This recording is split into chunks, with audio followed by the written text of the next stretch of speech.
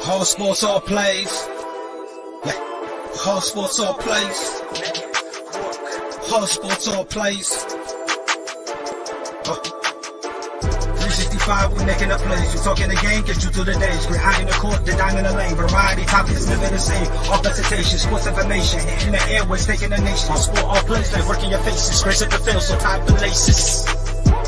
Whole sports all plays.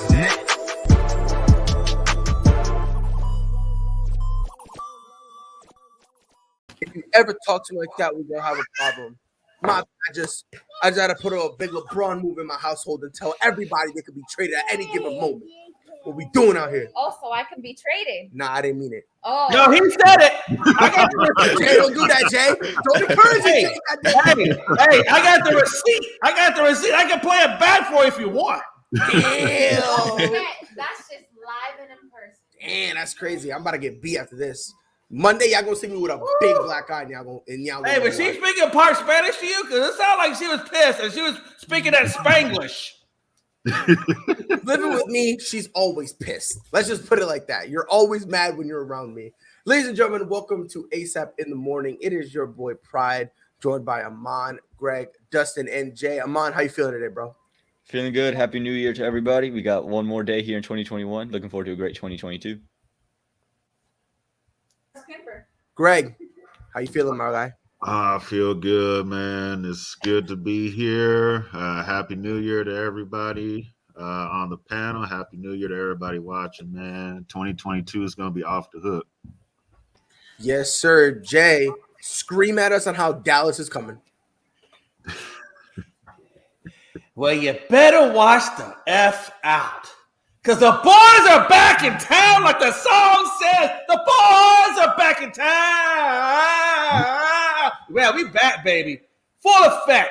D-Law, Gregory, Diggs, and your boy, Micah, Defensive Player of the Year, Parsons. By the way, Greg, I want to say this real quick before we move on to our boy, Dustin Reese, who until today, I had no idea who he was.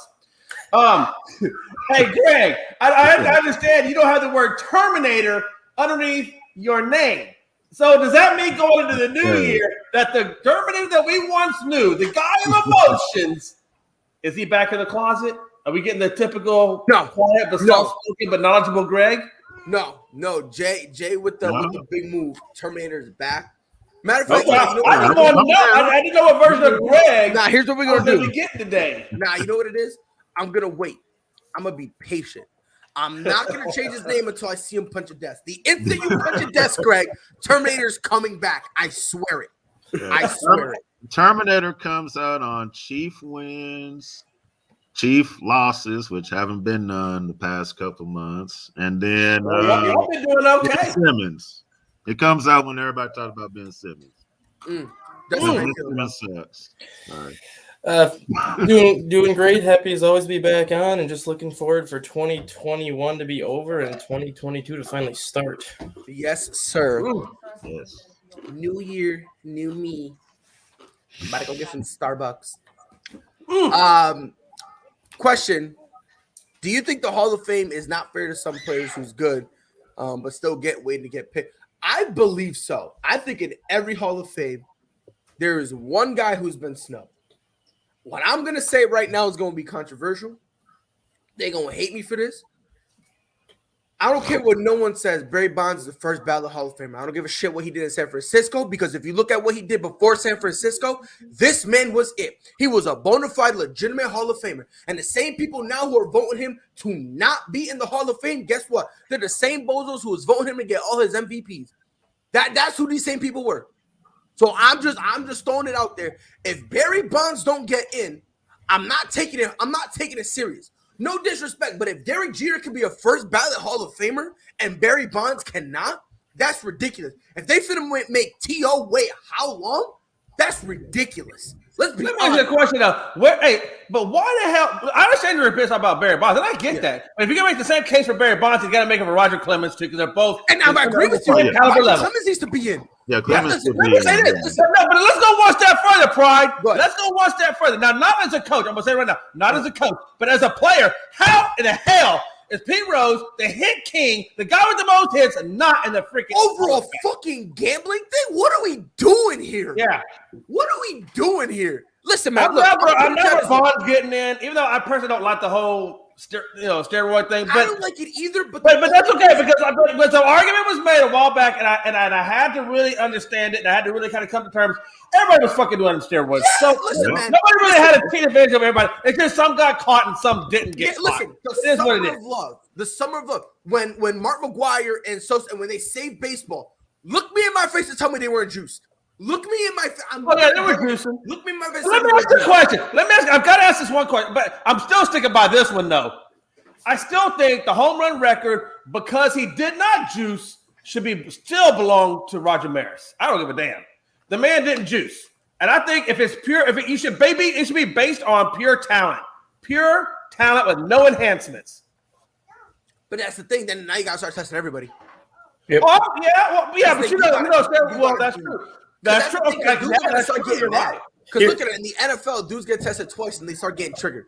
You know what I mean? So, but no, Derrick Henry. I don't know. It's just, to me, like, the Hall of Fame, like I said, I understand. Some people, you don't like someone. T.O. was very mean. He said some mean things to me. But that doesn't mean nothing. That doesn't mean nothing. Because at the end of the day, when you put in the Hall of Fame is someone who is who's translucent. Transcendent. I'm going to tell you this right now. I'm a diehard Red Sox fan. I should have wore the jersey. I'm a diehard Red Sox fan. And I'm going to say this. If David Ortiz gets in, I'm going to be asking questions because we looked at – and listen, I'm a diehard Red Sox fan. Big Papi, I call him that, not because it was his nickname, because I wanted him to be my father. Okay? Let's not forget that he got popped. Let's stop pretending David Ortiz ain't get caught. We brushed it under the rug because he was a nice guy and he smiled. He had a nice smile. So let's not forget he got popped. If he gets in, people are going to be very, very upset. Especially if he gets in on 3 tries, people are going to be upset. Can I say this about steroids? I know I'm going to get crucified for it. Go ahead. You will. What do steroids do, ultimately? Oh, my God, Dustin, I know where you're going, and I cannot believe I have a fan. Oh, my God. Dustin, you and I think we're going to be on the same page here, brother. What do steroids ultimately do for you? They make you stronger, correct? Yeah. Mm-hmm. Yeah. You still have to be able to hit the baseball. Yes, sir. Talk to him. Still have to be able to throw strikes. Talk to him. Still have to have an eye at the plate to see the baseball. Steroids ain't gonna do you any good if you can't hit the baseball. They're not gonna do you good if you can't throw strikes. Roger Clemens is gonna be a Hall of Famer before the steroids. He threw 95, 96 and was striking people out left and right. Barry Bonds is gonna be a 500 player before the steroids. The year that he hit 73 home runs, they showed a statistic that year. Throughout 162 games, Barry Bonds saw a total of 275 pitches to swing at. 73 of those 275 pitches were home runs. Hold on, JJ. Hold on. Let him. No, I got one damn sentence. I hate that bullshit ass argument. You still got to hit the damn ball. But it's true. Guess what? You're in the fucking majors. You don't just get to the freaking majors. Everybody can hit the damn ball in the majors. That's bullshit. Oh, no way. No way. Hold on. Time out. Wait. I got 3 cousins that can all hit the ball. No, I'm not letting you get away with that. I'm not letting you get away with that. If you're going to sit there and say that. They're in the freaking majors. I hope you can hit the damn ball. Hold on. I'm not going to sit you and let you get away with that. I hope you can hit the ball in the majors. Did you see Chris Davis? Did you see Chris Davis before Baltimore finally let him rock? Chris Davis, I don't know what's going on with that guy. He can hit, now he can't hit. I don't know what's going on. Gardner couldn't hit a fucking ball. What do you mean? You can't Watch say this. Hank Aaron didn't juice. Justin, if I'm wrong, why should Hank Aaron lose his record? Because he didn't juice. Why should he lose his record to a guy who juiced? It's unfortunate. It's unfortunate, but that's I'm just saying, I like records that are pure. I like pure baseball. I like baseball at its purest. Okay, and I'm sorry, but if you're doing anything that alters the state of which you are meant for, you have tainted the game. Jay, You like pure baseball. You know what? I like pure cocaine, but I can't ingest it, bro. It's illegal. So we all want things, but it don't matter. You're talking about drugs. I'm just talking about a sport in which I like at the purest form. And back in the day, back in Hank Aaron's day, baseball was pure.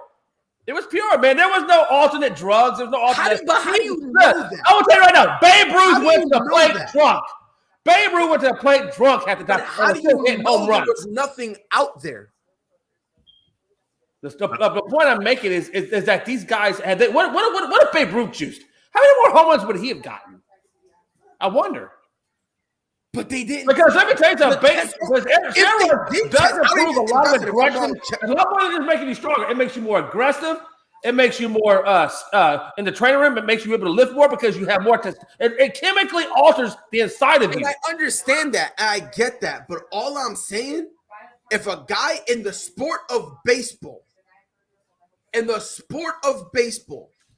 if you take steroids, that will not guarantee you're going to be a great player.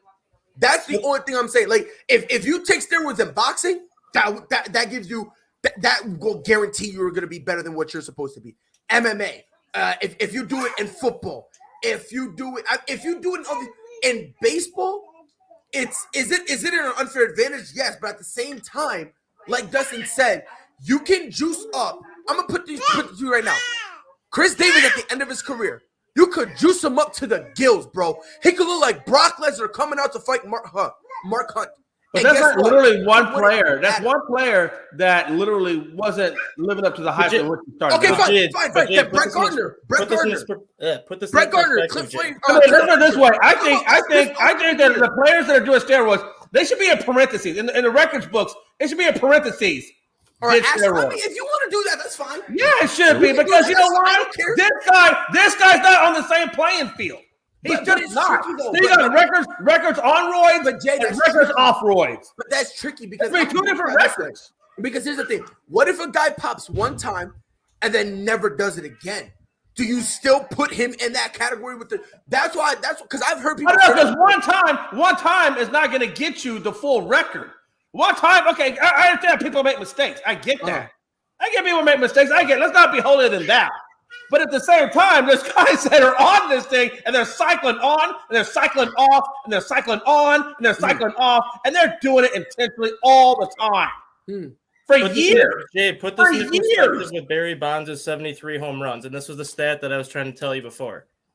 Out of 162 games, if you get a minimum 3 at-bats a game, sometimes 4, and you see a minimum of 3 pitches per at bat, that comes out to be 1,864 pitches you would see to hit in a season. Barry Bonds saw a total of 278 pitches to hit in 2003 when he broke that record and hit 73 home runs. That means roughly 25% of the swings he took was a home run.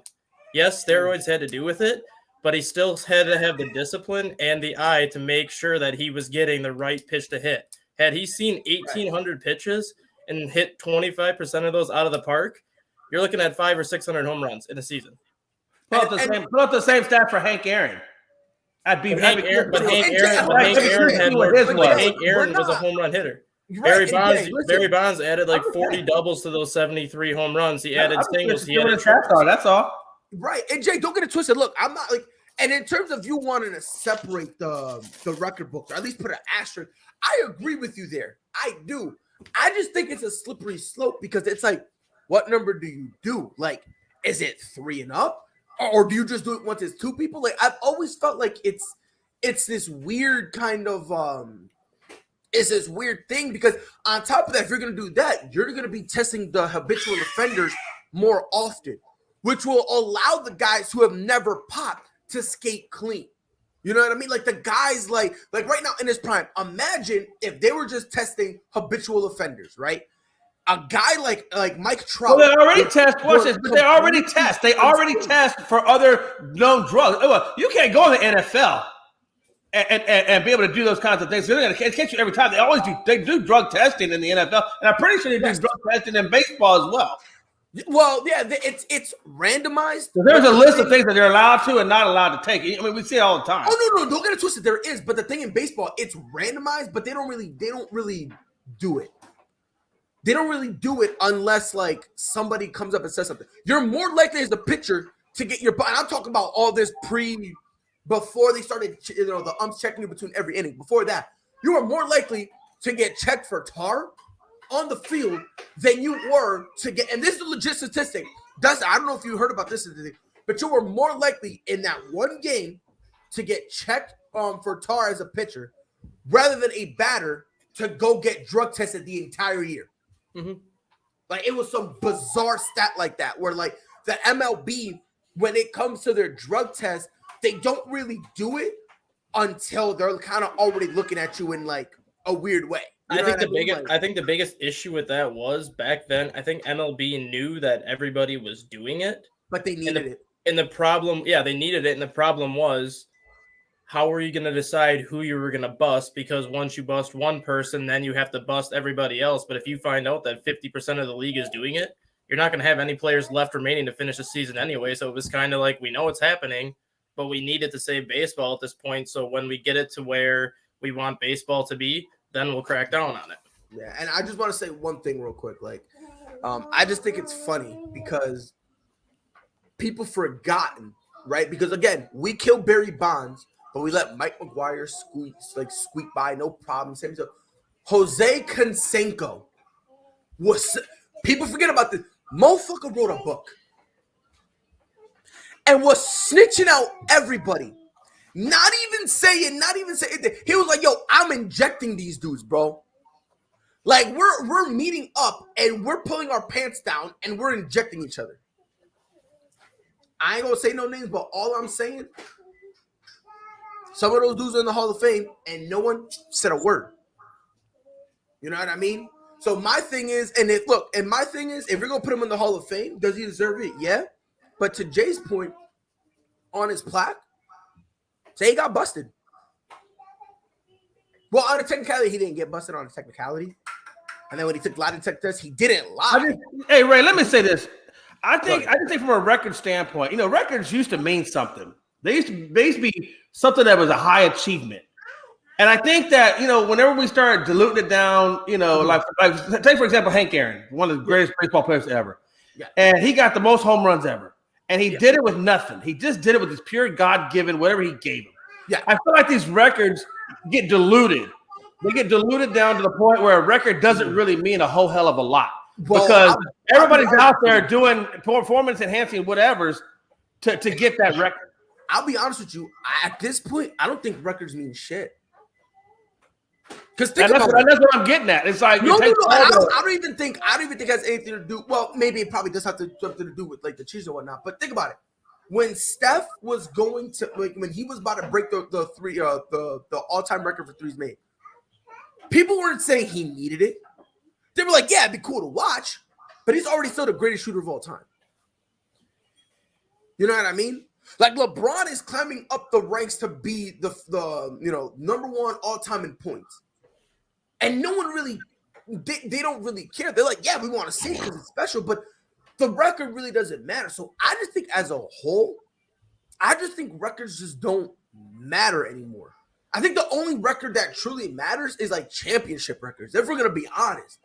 Because now we're kind of in an age where it's like, oh, cool, you did that in regular season. A lot of people usually come out and say, oh, what did you do in the playoffs?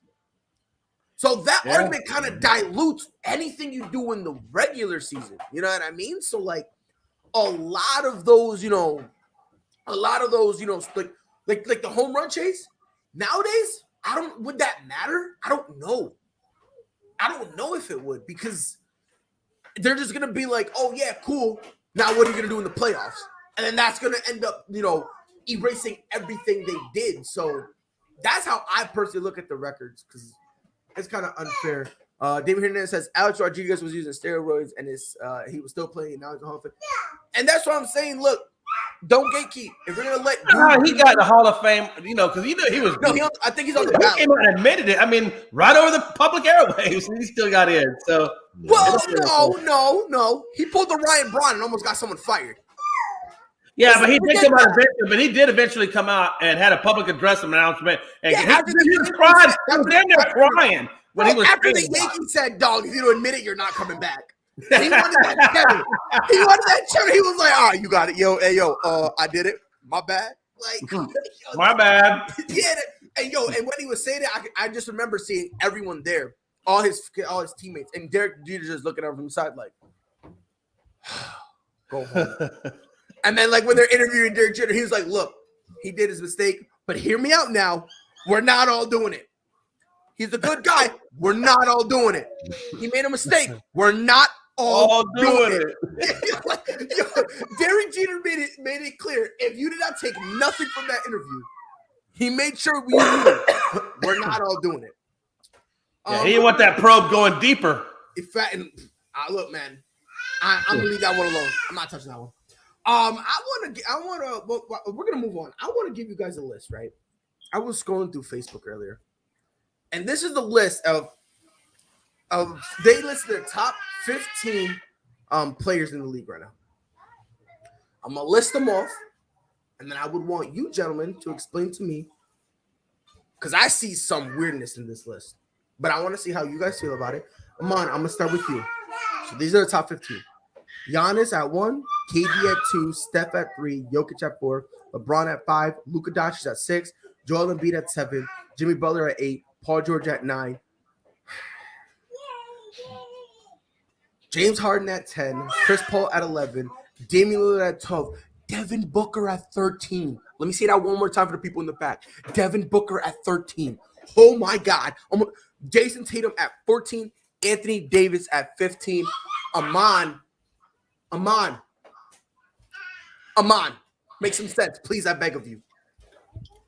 So I think a lot of people say Anthony Davis at 15 sounds weird. I think injuries makes that one make a little bit more sense, yes. Right? You can understand why he's down there at 15. Yeah, that one I get. Devin Booker sitting at 13 is interesting. Yeah, I think what he did last year with the Phoenix Suns and what he's done throughout his entire career, he's been very consistent, very good for them. It's been a bad situation he's been in. I think you could make the case that he's higher than James Harden. I think that argument can very much be made that he should be sitting higher than James Harden. I think you could switch those two around. I don't have any arguments up top the order with Giannis or KD or Steph. What was LeBron sitting in that list? Was he in that list? He was at 5? Okay. Wow. There's a lot of names to digest in there. Jokic sitting at 4 as well. That's another interesting name. I get Jokic he's played real well. He reigning MVP. Right. I think I would put LeBron over Jokic as well. Really? All right. This gonna be a hot take for me. Giannis should not be at 1. That right there, to me, when you put him at 1, the rest of this list has zero credibility to me. Zero. This has zero credibility. Who you put at 1? Right now, there's only 3 gentlemen, and these are the only 3 gentlemen I will accept in the top 3.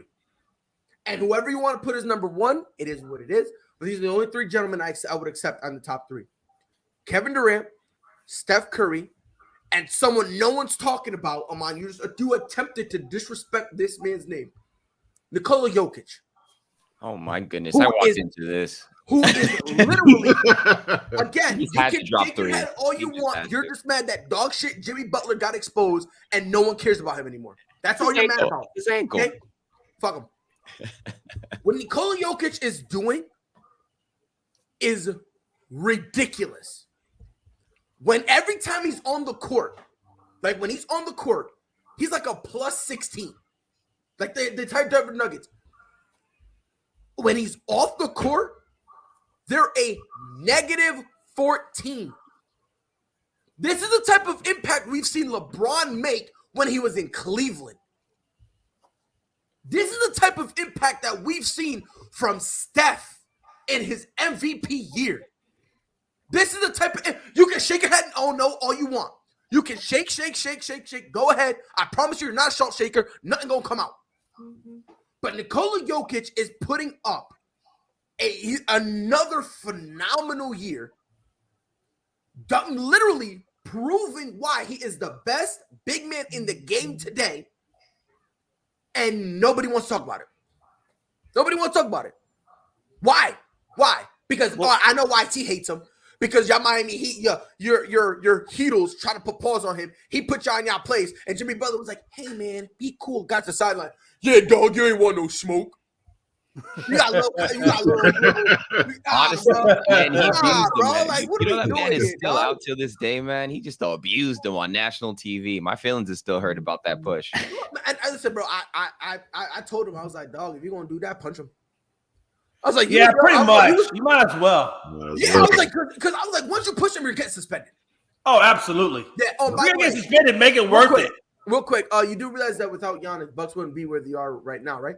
Now, let me ask you a question. You can make A that healthy case for Jamal- Jokic hold and the on. rest of them too, A though. healthy Jamal Murray, and Nikola Jokic is out. Where's this Nuggets team? So all I'm saying is top three. Wait, Giannis is top three. Yeah, you out of your mind. I love Chris Paul. Him over Devin Booker.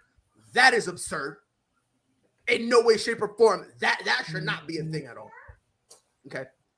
James Harden still top 10 when he's having a poor year. Same thing with Damian Lillard. Ain't no way that's a legit thing.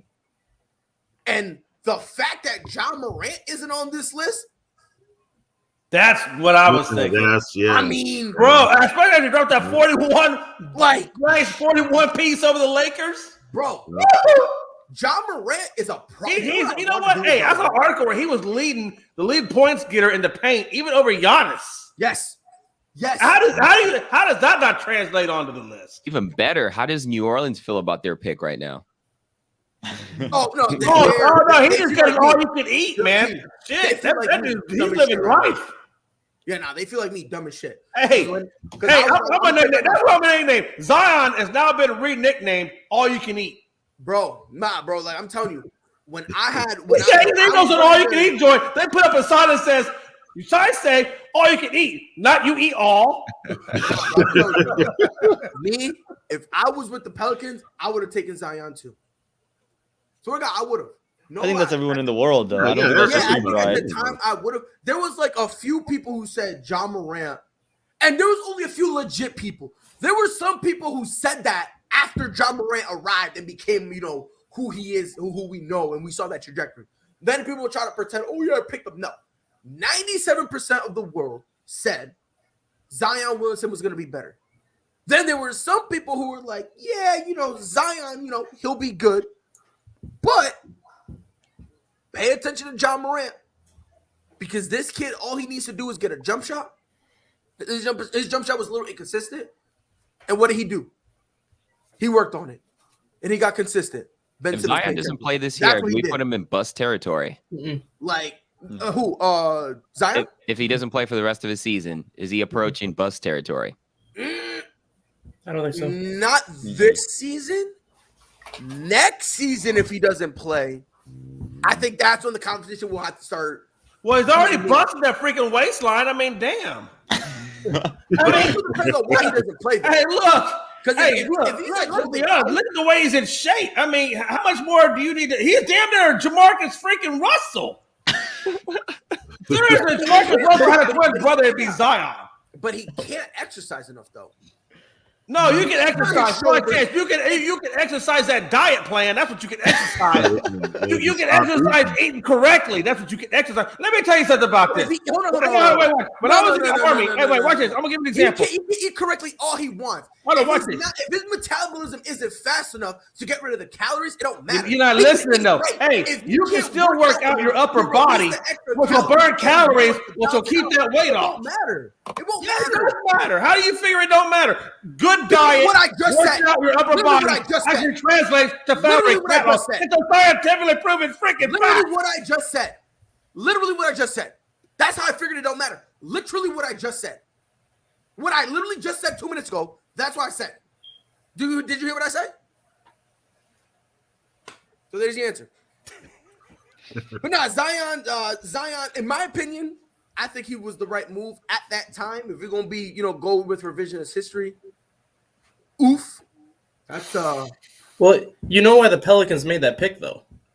Well, yeah, because he was a big man. And not only that, there was another reason, because you draft Zion, you get ticket sales and merchandise sales instantly, and that is exactly what the Pelicans needed right away. Yeah. They needed to fill that arena with butts, and they needed the face of that franchise. That is the only reason why I think Zion was pretty much a given lock as the number one pick, no matter who picked, because that's the face of your franchise. That's your merchandise sales, and that's your season ticket sales right there. Just like when LeBron James went number one, season ticket sales went through the roof. Merchandise sales went through the roof. That was the main reason why everyone said Zion was going to go John Morant. Look what John Morant did for Memphis. What could he have done for New Orleans? He could have still filled the seats. Because let me tell you something. When the team is winning, Not at that they're in the time, playoffs. Not at that time, no. Once he got going, No, then yeah. not at that time. But before, now, like right now. Yeah, they had Lonzo Ball. Right. But you can say the same thing about Zion. When Zion came, yeah, he may have filled the bus temporarily, but when that dude leaves, they're gonna be right back where they started from. I don't know if he leaves. I don't think he leaves because he likes it down there. He's like the face of New Orleans now that Drew Brees is gone. Well, you got to leave at some point if he can't get off that damn injury list. At some point, they're going to have to cut ties with him. I don't think so. No way. I think Zion leaves. You want, Zion. You got the full displeasure to eat all them damn beignets. Go ahead, knock yourself out.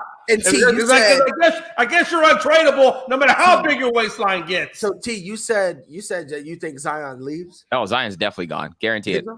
1,000%. There's a reason why people leave the Pelicans. Yeah, you're the big fish in the small pond, but eventually you're gonna need, a little more room to swim. And Zion's already looking forward, dude. You can already tell he's going to a bigger market. Well, he's already kind of checked out mentally. He was sleeping in practice. Like everything he's doing right now does kind of seem like it, because like even though he's injured, they want him to do rehab. So rumors are that he's skipping it. He's sleeping through like when they're watching. Yeah, he's sleeping. He ain't got no interest. So it's like I'm gonna be nice and just say he's just being a kid, because we got to remember, like in terms of sleeping through film, people don't remember this. Melo had that same complaint when he was in Denver. But they didn't really want to move on from him until Melo was like, yeah, give me the fuck up out of here. And you're right. That's when He's they just were like like, a kid. all right, But eventually you're going to have to leave the house as a kid. And that's him leaving New Orleans whenever that contract I don't think expires. so. I don't think so. Only because New Orleans gives him everything he wants, and they'll break their backs for him. I'm going to tell you this right now.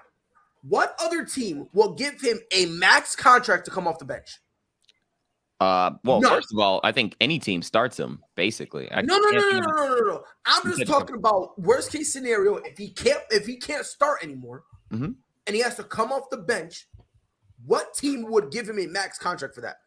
Because the Pelicans will sign him to a max contract. They'll give him a max extension and tell him, "Yo, you can come off the bench if you want. Don't matter." You're right. You're right about off the bench. But as far as a max contract, I don't think there's a team that wouldn't give him a max. I know, I don't think any team will give him a max. Zion?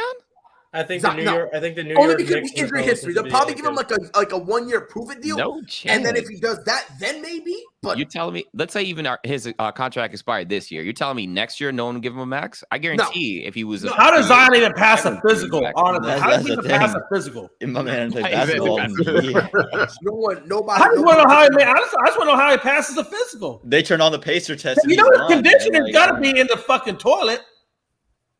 Can he even get up and down the court? I mean, shit. Well, yeah, he can, because he was about to play 5v5, and then his foot got fucked again.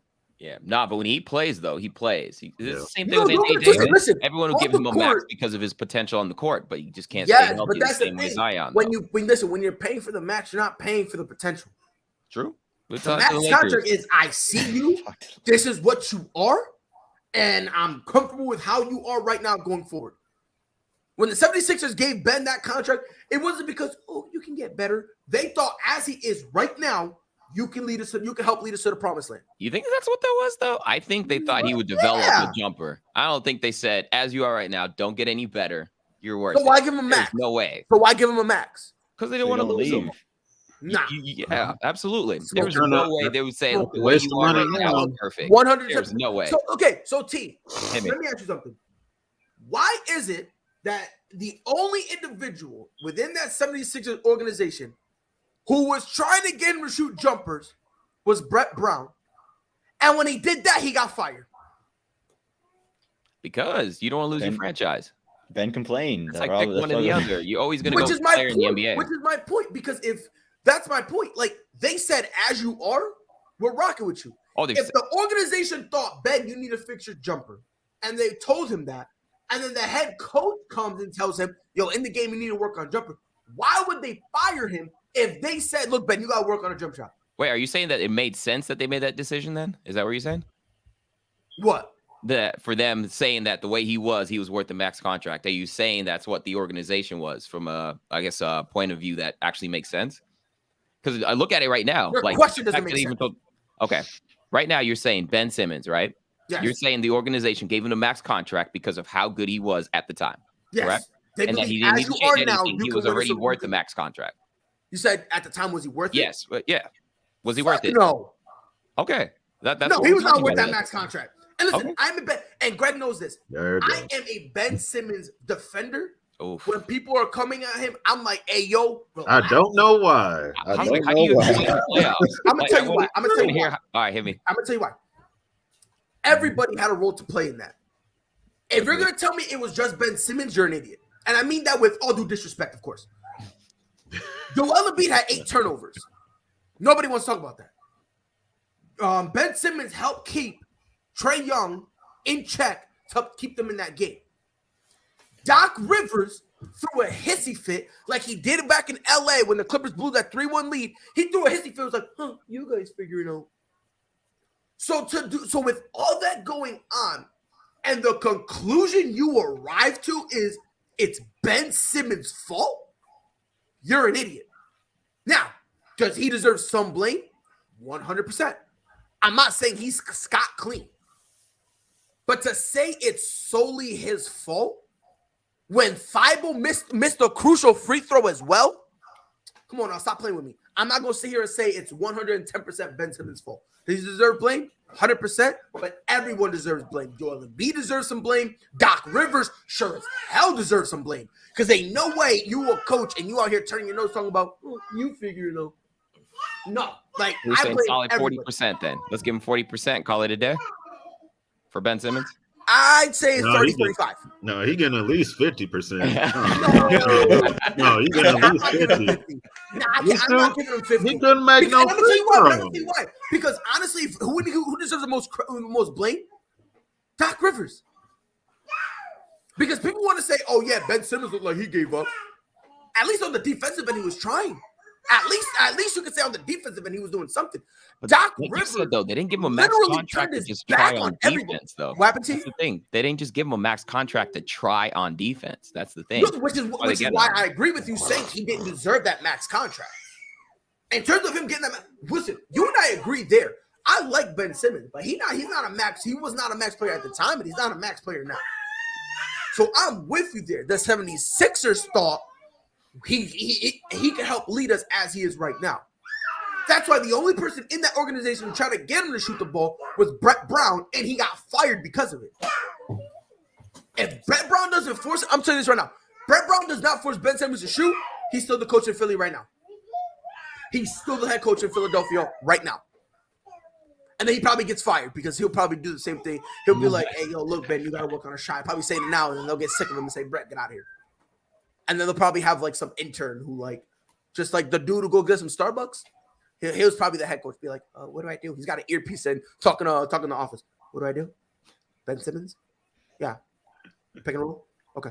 Hey, Ben. Oh, wait, we're on defense now? Oh. Like, that's really how it would have looked for them. Damn. It would look real bad. But all I'm saying, when it comes to Ben Simmons, I'm not saying he's innocent. He deserves blame. But to blame it all on him, you're just either stupid or woefully ignorant. Because everyone had a part to play. Especially, I blame the most on Doc Rivers, the dude who literally turned his back like he did in LA when he blew that 3-1 lead. Like, any other, and I love Doc Rivers. That's my dude. Any other coach blows a 3-1 lead and does that, we're crucifying him. We're killing him. We're coming at his neck. But no, because yeah, you definitely got to blame the organization. I mean, why would you, like you said, why would you give that much money to a guy who's afraid to shoot the ball? Clearly, you didn't do your homework well enough. Clearly, you didn't do your homework on this guy well enough when you were giving out the money. So you missed the mark somewhere as an organization. Yeah, that's what I'm saying. Yeah, it was a horrible decision. A very perplexing one, to say the least, because it was like everyone knew, yeah, look, he's got a gaping hole in his game. You know, he's a hell of a player, but to give him the max contract, I don't know about that one, Chief. And then they gave it to him. And it's like, look, that's fine. That's all neat and dandy and all. But now they're in a situation where, now when they get bounced in the first round, they're going to start screaming at who? Ben Simmons? Oh, wait, no, he won't be there. So let's see who they blame then. Because, well, listen, once Ben Simmons leaves, Doc Rivers has to take some blame, right? And Joel Embiid, they're going to have to take some blame, right? Because I guarantee you, they're going to trade Ben Simmons. They're going to lose. And when they lose, they're going to be like, oh, stupid ass Ben, if only he had a jump shot. Gee, he with the Pacers. Or gee, he with Miami. Bam, he in Boston. Dog, he in LA, Sacramento, Cleveland. He ain't here. If he had a jump shot, it wouldn't be to your benefit. So, all I'm saying, dog, free Ben Simmons. That's all I'm saying. But I just wanted to get that on my chest because I saw this list and I was like, look, dog, I've never seen such stupidity before in my entire life. Never. You almost had me until that Jokic. That's the only thing that lost me there. But everything else you said kind of makes sense. Look, again, if you don't believe me, just go. Not only look at the stats, go watch the game. Go watch the Nuggets game and look how weird and awkward they look when they have to rest Jokic for all of 3 minutes. For those whopping 3 minutes, this team looks so discombobulated. They look weird. They're like, what basketball? What do we do? They're like Greg Odens and Brandon Roy post injury and Darren Williams when they decided to be trash. Like, it's all of this stuff, dog. Like, and like, I don't say this as a joke. When Jokic is off that floor, I will take an injured Derrick Rose, who I cannot play, 3 dudes from my local YMCA, and matter of fact, since we threw his name out there, let's get Jamarcus Russell in here. What position would he fill? Let's just throw him in there just for shits and giggles. He'd play left out. I would roll out with that as my opportunity. Because Jokic is literally doing what he did last year. He is legitimately carrying this organization on his back.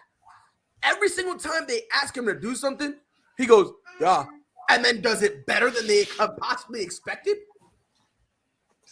And I'm not saying that to make fun of him, but it's like, have you ever watched his You say yeah. Yeah. Bro, whenever he's like done with it, he just goes, yeah. Yeah. Yeah. Like he's just sick and tired of it. He goes, yeah. He like, I'll be honest, he's my suburban Bill Belichick when he gets tight. Because it's just for him, like, you know how Bill Belichick is always like, hey yo, on to blank, right? For Jokic is like, yeah. Yeah. But he doesn't want to be rude and get out, so he just goes, yeah. Then when he's done, he gets up and he's like, oh, thank God. And then he just dips, and it's like, but look, man, I think Jokic needs to be respected. I don't know. I don't know why. I feel like with Jokic, the reason people don't really like him is because people were so desperate for Joel Embiid to be the best big man. People were so desperate for that. And now that you have somebody, well, I'll be honest, I think there's 2 guys threatening it. But it's not cool to say that because Joel Embiid is so great. Only dude I know who could eat a hamburger and all of a sudden be down for 3 weeks. Y'all think Anthony Davis is bad. Whew, I got a name for y'all. But I believe there's 2 guys threatening him. That's Nikola Jokic, and by God, I'm going to get some looks. But God damn it, respect Karl Anthony Towns. You can leave. Goodbye. Au revoir. Au revoir. Adios. I don't care. And y'all can get mad all y'all want. I think those 2 are the guys threatening him. My Uber's still 10 minutes out. Nah, and listen, you can get mad all you want. You can get mad Anthony Towns. Let's play that tape again at the end of the season. Yes. Karl Anthony Towns. Who are the 3 best big men in the league? If you say Bam Adebayo, I'm kicking you out so fast you're not coming back. I would pick Bam over Cat any day of the week. Oh my God. Get out of here. No. Bam Adebayo is no. Nope. He's not worthy to even tie Karl Anthony Towns' shoes. I said what I said. There's been a recent poll by the GMs in the NBA. I think it was last year, right? And I believe it was 6 out of the 30 said if they had to pick one player to start a team, it would be Bam Adebayo because of his versatility to guard 1 through 5. Very few people in the NBA can do that. Bam is one of those people. Anthony Davis, when healthy, has that capability. But would you start Cat over Bam? I take Bam any day of the week and twice on Sunday. What day of the week is it? Today is Friday. It's New Year's. It's New. I don't even care what. I'd pick him any day. It don't even matter. Whatever holiday it is. Cat better than Bam? What year? I'm gonna tell you this right now. If you picked him on Christmas, he get nothing but cool. I don't care. If you want to pick him on New Year's, your ball will never drop. Tell you Get what, out of here. when Cat Get gets out of into here. the first, not even win, when he gets into the first round of the playoffs, we'll talk. Just get there. Get to the dance. You can't even say that because that's. I'll be honest. That right there, no disrespect, is a casual take. Oh, please. And I'm gonna explain why. Break it down. How many times has Luka Doncic made it out of the first round? No. He's made it, though. He's made it. No. He's made it. I said made it. No. How many times has Luka Doncic made it out of the first round? 0. And we consider him what, a top 7 player? True. Wait, Okay. hold on. Let me do the research. Okay. How many games has Karl Anthony Towns played in the playoffs? Hold on, I got it here. Oh yeah, it's still 0. Yep, still 0. Hasn't even played a game. Put Bam Adebayo and the Timberwolves, and they're not making the playoffs. Oh. I swear to God, if you really think that, I'm not talking to you. I swear to God. I'm not kidding. If you dead ass think Bam Adebayo is that much, I'm not talking. Better than Bam? Swear to God, I'm stepping down from ASAP. I swear to God. Freddie, if you hear this, I'm quitting, bro. What do you love about Cat? Okay, he's tall. That's it. That's all I got for you. He's tall. Everything Bam can do, Say it. Karl Anthony Towns can do better. The only thing Bam Adebayo has over Karl Anthony Towns is his defensive versatility. Because he's small.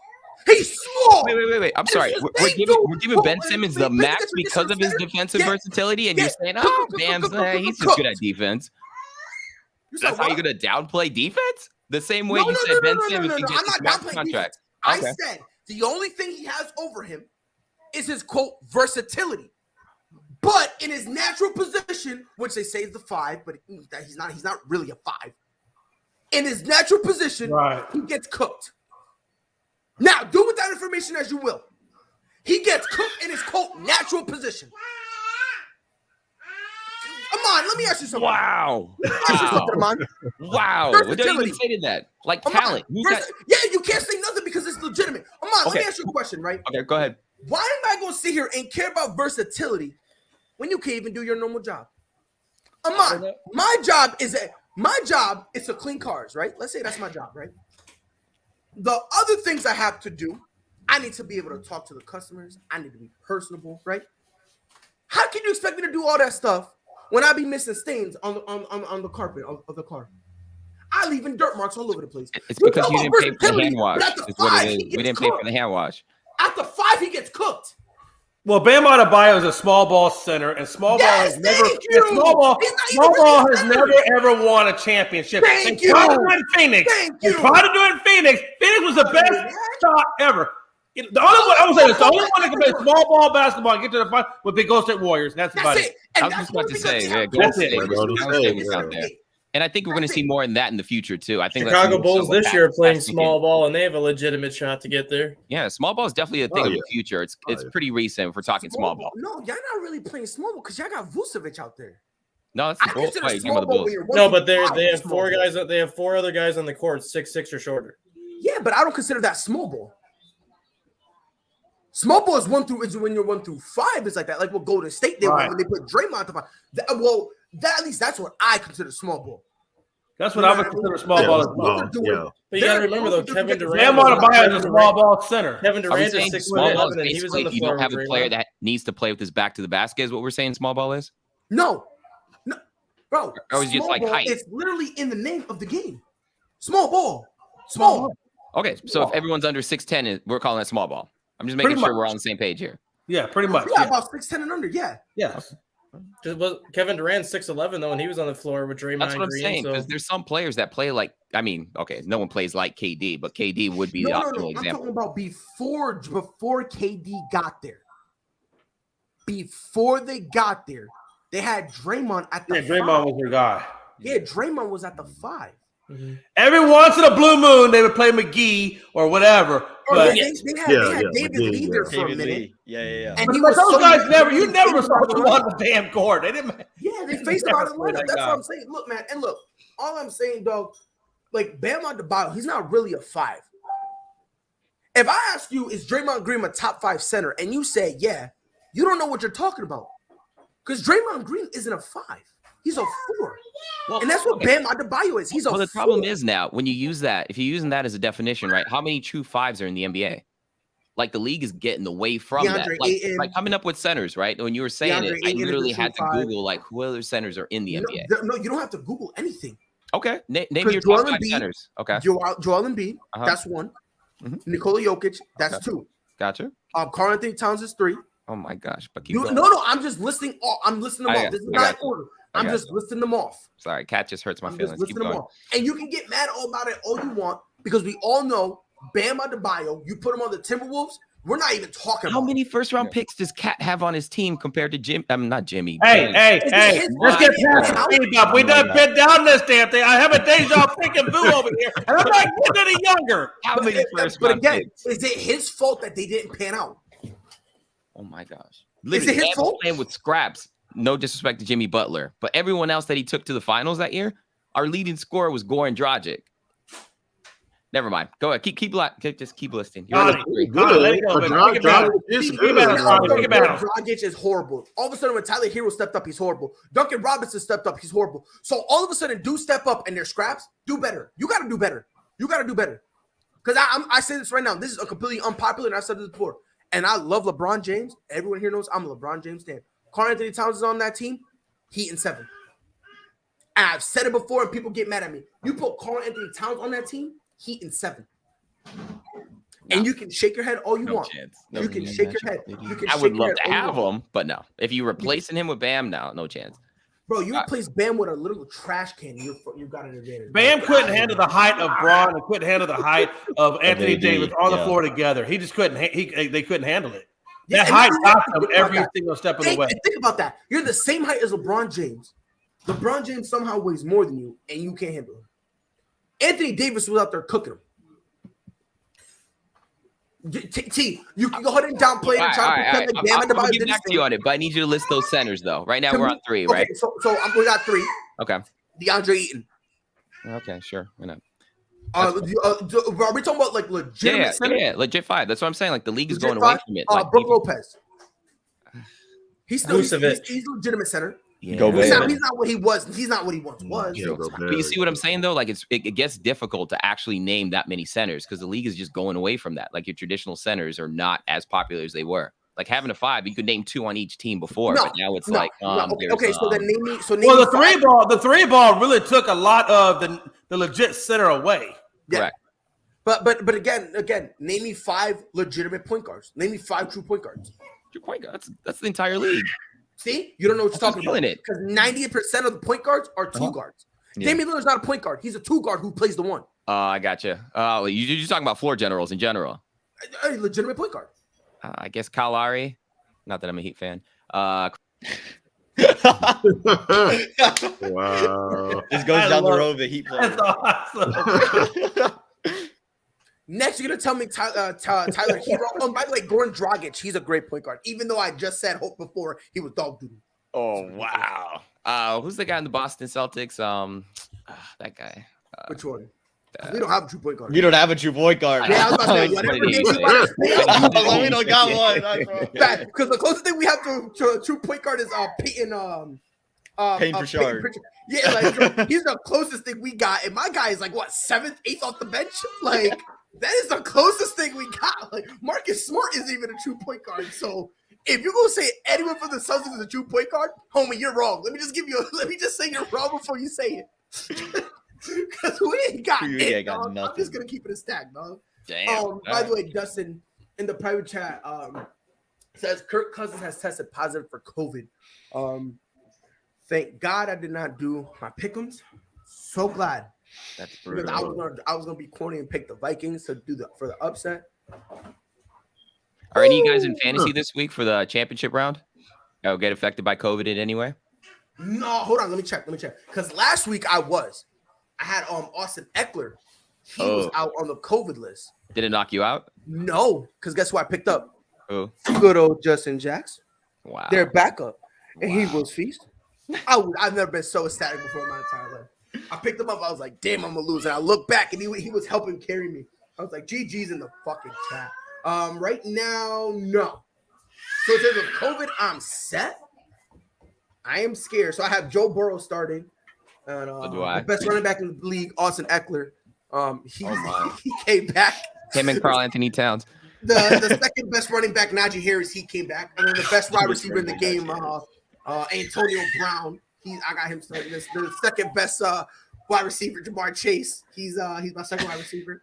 The best tight end of the game, Dawson Knox. He's starting. The third best wide receiver, Hunter Renfrow. I got him in my flex. He's your flex. It's actually not bad. That's not bad. No, but I have him, and then I got Carlson from Las Vegas. He's my kicker, and I got the Patriots defense.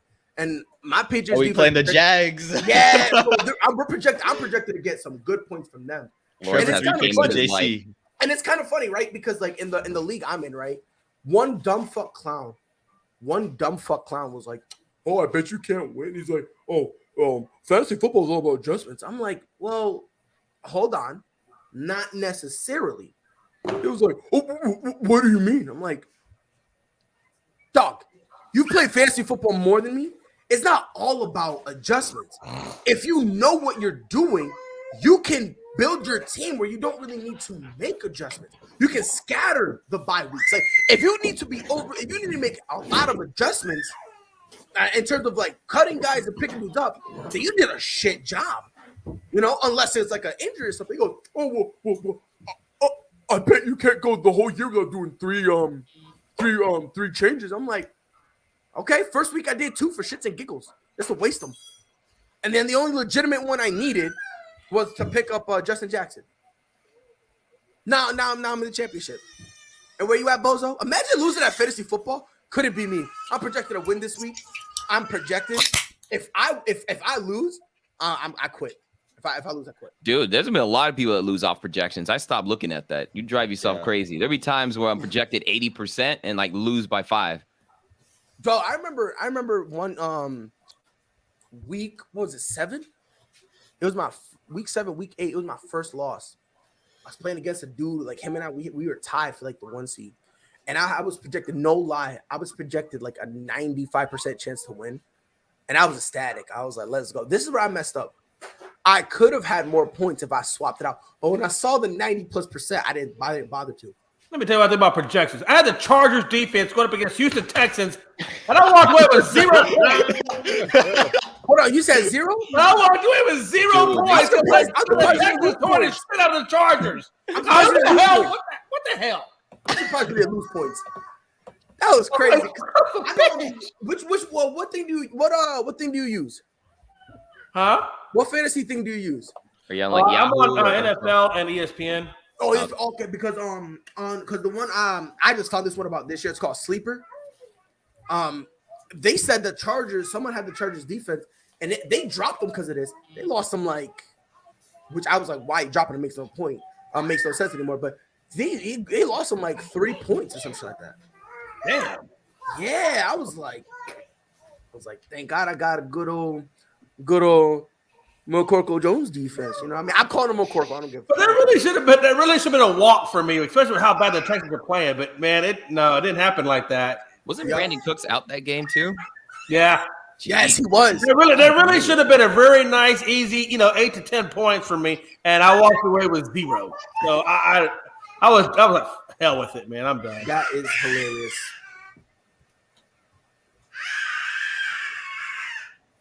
So that is my son screaming like a madman.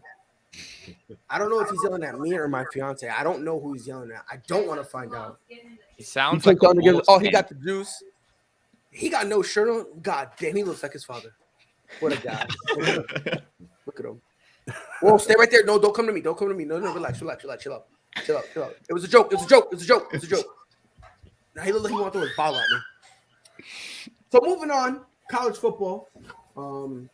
This is a very exciting playoff. Alabama versus Cincinnati, Michigan. They play Georgia.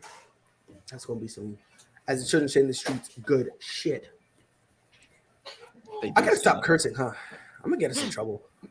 Well, I'm gonna get in trouble, and I'm gonna start blaming some of y'all. I'm gonna say Dustin said I can curse. I'm gonna start doing that. I'm gonna start doing that way. I'm gonna be like, I want to be like Greg when he punched that desk that one time. From now on, if I go down, I'm bringing one of y'all with me. But I'm just gonna throw it out there real quick. I have Cincinnati winning, and I have Michigan winning, and the reason is just because I want to see something different. I want to see something new. Now, odds are, if we're going to be honest, let's be honest, it's going to be Michigan versus Georgia, if we're going to be honest. Odds-wise. You mean Bama versus Georgia? You mean Alabama versus Georgia? Yeah, that's what I said. What I said? I said Michigan? Yeah. Oh, that was a dumb boy moment. My bad. But yeah, more likely it's going to be Alabama versus Georgia. Amon, who do you think has a better chance of beating their respective team? You think Michigan has a better chance or Cincinnati? Michigan. I have Michigan to win that game. I think they're going to beat Georgia. Do you legitimately mean it? Legitimate, 100%. Agreed. I think Georgia's offense is so stagnant. I don't trust Stenson Bennett. And what Michigan does is they throw so many wrinkles up there offensively with J.J. McCarthy coming off the bench, the double passes. Georgia's defense has been historically great, but I think people overlook Michigan's defense as well. They're top 12 in the nation, last I checked. They have, yes, when they play Ohio State or Michigan State rivals who have great offenses, they struggle, but Georgia is nowhere near a good offense. They don't have that. And again, I think at some point your quarterback has to step up. I trust Michigan's quarterback more. I trust Michigan to go ahead and make this win. I think Michigan beats Georgia and plays Bama in the national championship game. Wow. T. Dude, do you agree? Because I'll be honest. Like I said, I have Michigan just to spite the system. That's it. I'm spiting the system. But with Ahmad talking, I almost feel like putting money on Michigan now. I almost feel like it. I'm with you guys. The thing is, right? You guys are clearly thinking with your hearts, right? Amon maybe a little more sold with his head, but man, if you really just step back and just like had to pick, like if your life savings were put there, like pick the two teams that are going to win, you're going to pick Georgia and Alabama. Like not even hesitate. Now, what do I want to see? Of course, I want to see Cincinnati. I'm rooting for the underdog. I actually got I got the Cincinnati hat, so I'm going to be obnoxious when I watch the game, but. No, of course you want to see something different, but I think at the end of the day, we're going to see the same old, man. Alabama, Georgia. Okay, all right. Well, Jay. Yeah, playoff next Saban. Real quick. Amon. So you said you got Michigan. Who do you got? Cincinnati, or do you have Alabama? I have Bama. Bryce Young's the best quarterback in the nation, so I give me Bama. Okay, so you got Alabama. So you got Alabama. So for you, it's going to be Alabama versus Michigan. T, who you said basically you got Alabama and Georgia? Yeah, I'm tired of looking at red, bro. I want to look at a different color. Done with red, crimson, whatever you call it. Just switch it up. All right, Jay, who you got? I'm kind of with Tani. I think it's going to be Georgia and Alabama, but I want to put this out there. Alabama has shown weaknesses. Alabama has shown that it can be beat. Auburn did it. Exposed them. A&M did it. But we all do know that playoff Saban is playoff Saban, and it's just so hard. I want to put this out there. I think the door is there that Cincinnati could viably could pull off an upset there, but I think, like you said, if I put my money, I'm gonna put my paychecks on it. I'm gonna go Alabama and Georgia just because I don't want to play a hunch because my wife would kick the shit out of me if I lost that money because I still gotta I gotta buy Jack for her because she likes to drink and if I take away her alcohol that's a bad thing because she got to deal with me and that's never a good thing. So yeah, put paychecks on it. It's Georgia and Alabama. They're favored by 14 points right now. I just looked at it. Imagine they're favored 14? They're favored by 14 points. Talking about we're underdogs. Imagine being that stupid. Seriously, imagine being that stupid. Imagine calling yourselves an underdog when you're up double digits. Yeah, that's crazy. God bless this country. God bless. Greg, come on. I need a fellow contrarian. Are you with me? Or are you going to be half-seas like Amon? Or are you going to be like T and J and say, nah, bro, we're going with the obvious answer. Come on, I need a fellow contrarian. I'm not going to say Cincinnati over Bama, no, because I never pick against Nick Saban in a big game, no. But Michigan will beat Georgia, yes. The reason why is because Georgia got exposed in that SEC championship game. Let's I mean, let's start, bringing that up because If we're ready to have that conversation. Yeah, Stinson Bennett got exposed. And how does Kirby Smart, who was under Nick Saban, not pull a page out of the Saban playbook when he benched Hurts and brought in Tua? At some point, don't you look at Stetson Bennett and say, you know what? Maybe he's not the guy. Maybe I should go with JT Daniels and switch things up. There was a report earlier in the year, though, wasn't there, that Daniels was cleared by the Georgia doctors to come back, but his own doctor said no, and Kirby got pissed at that, so he doesn't want to play Daniels. I thought that was a report that came out somewhere. Damn. Oh, that's possible. But if Stinson Bennett, if they start out slow tonight, they get behind by 10, by 14, you might see Kirby go ahead and pull that trigger. But I think you have to. Yeah. But I think Michigan, they have honestly, you look at it, Michigan has the running game and they have the defense. And not only that, real quick, Greg. Mm-hmm. I think his name is it Pat McNamara? Is it Pat? Yeah. I think that's his name. Yeah, the quarterback. Yeah. Listen, that quarterback, McNamara, he is a dude who understands his role. Yeah. Never tries to do too much, and when you need that pass from him, he delivers. Oh yeah. Yeah. So it's like there are times there's been games he's only thrown about 12, 13. Like what against Ohio State, he only threw the ball. What was it like under 15 times? Yeah, it was 15. But he couldn't stop the run.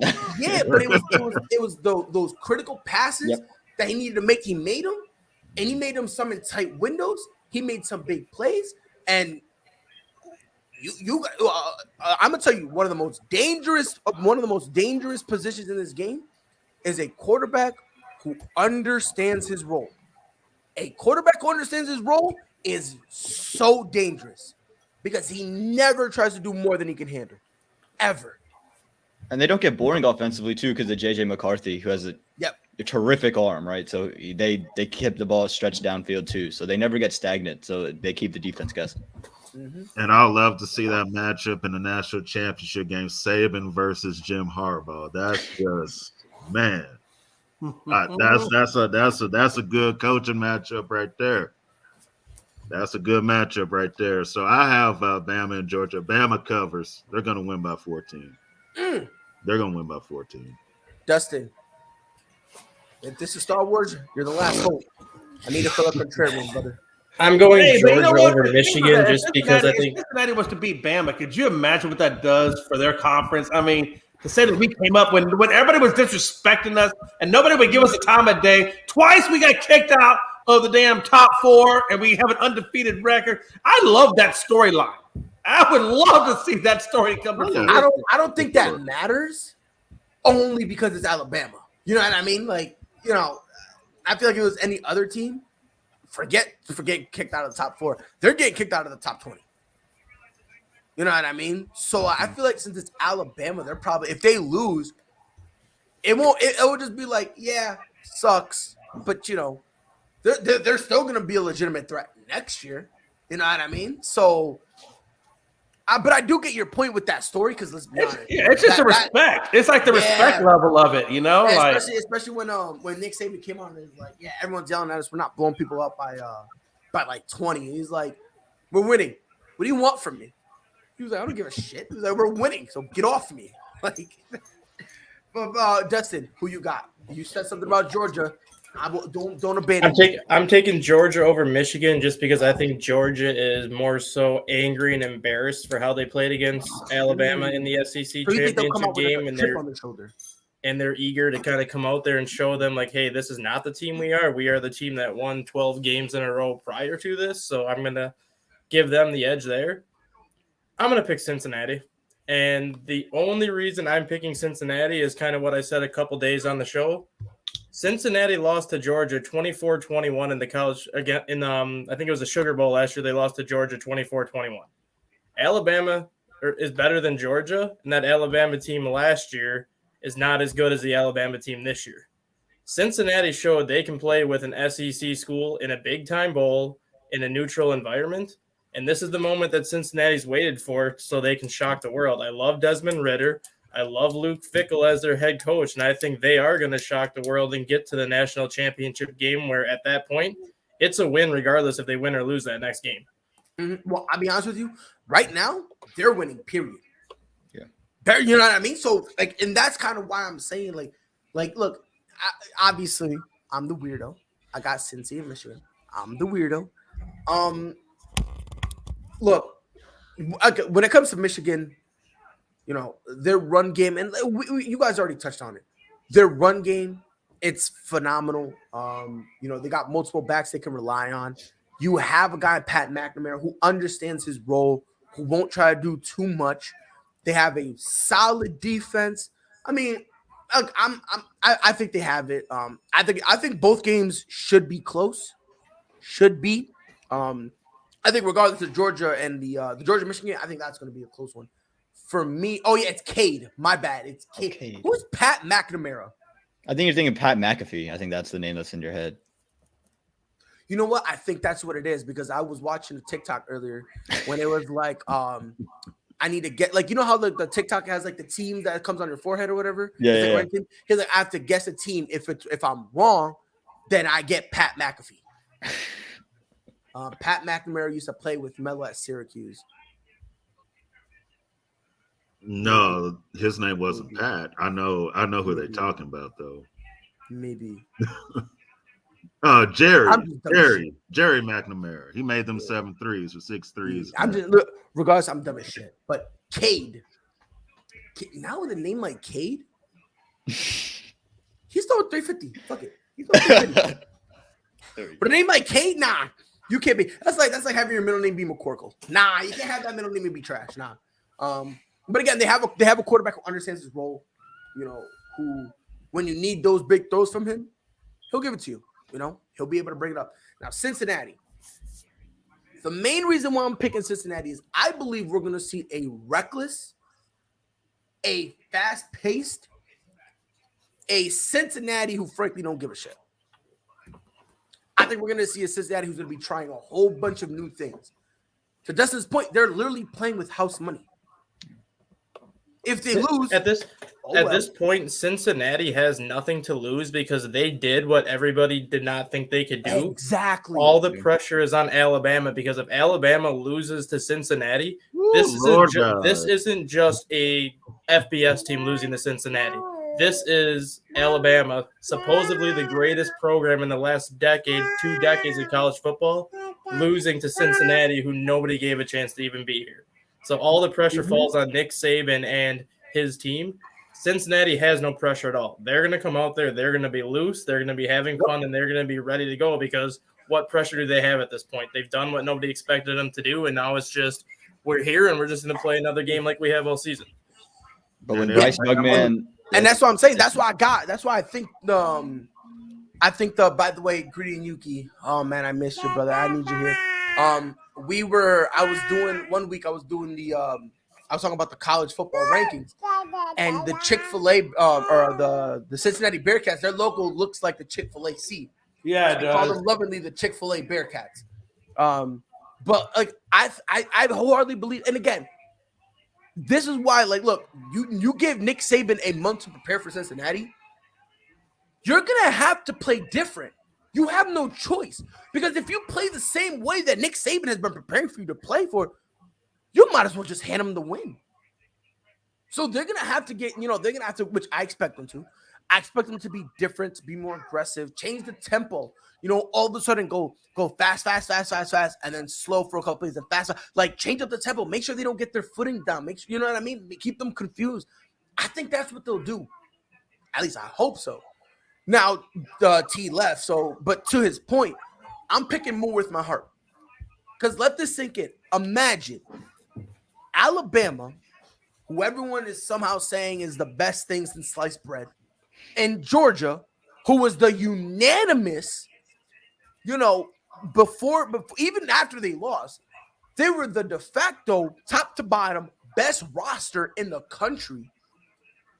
Imagine the championship game between Michigan and the Chick-fil-A Bearcats.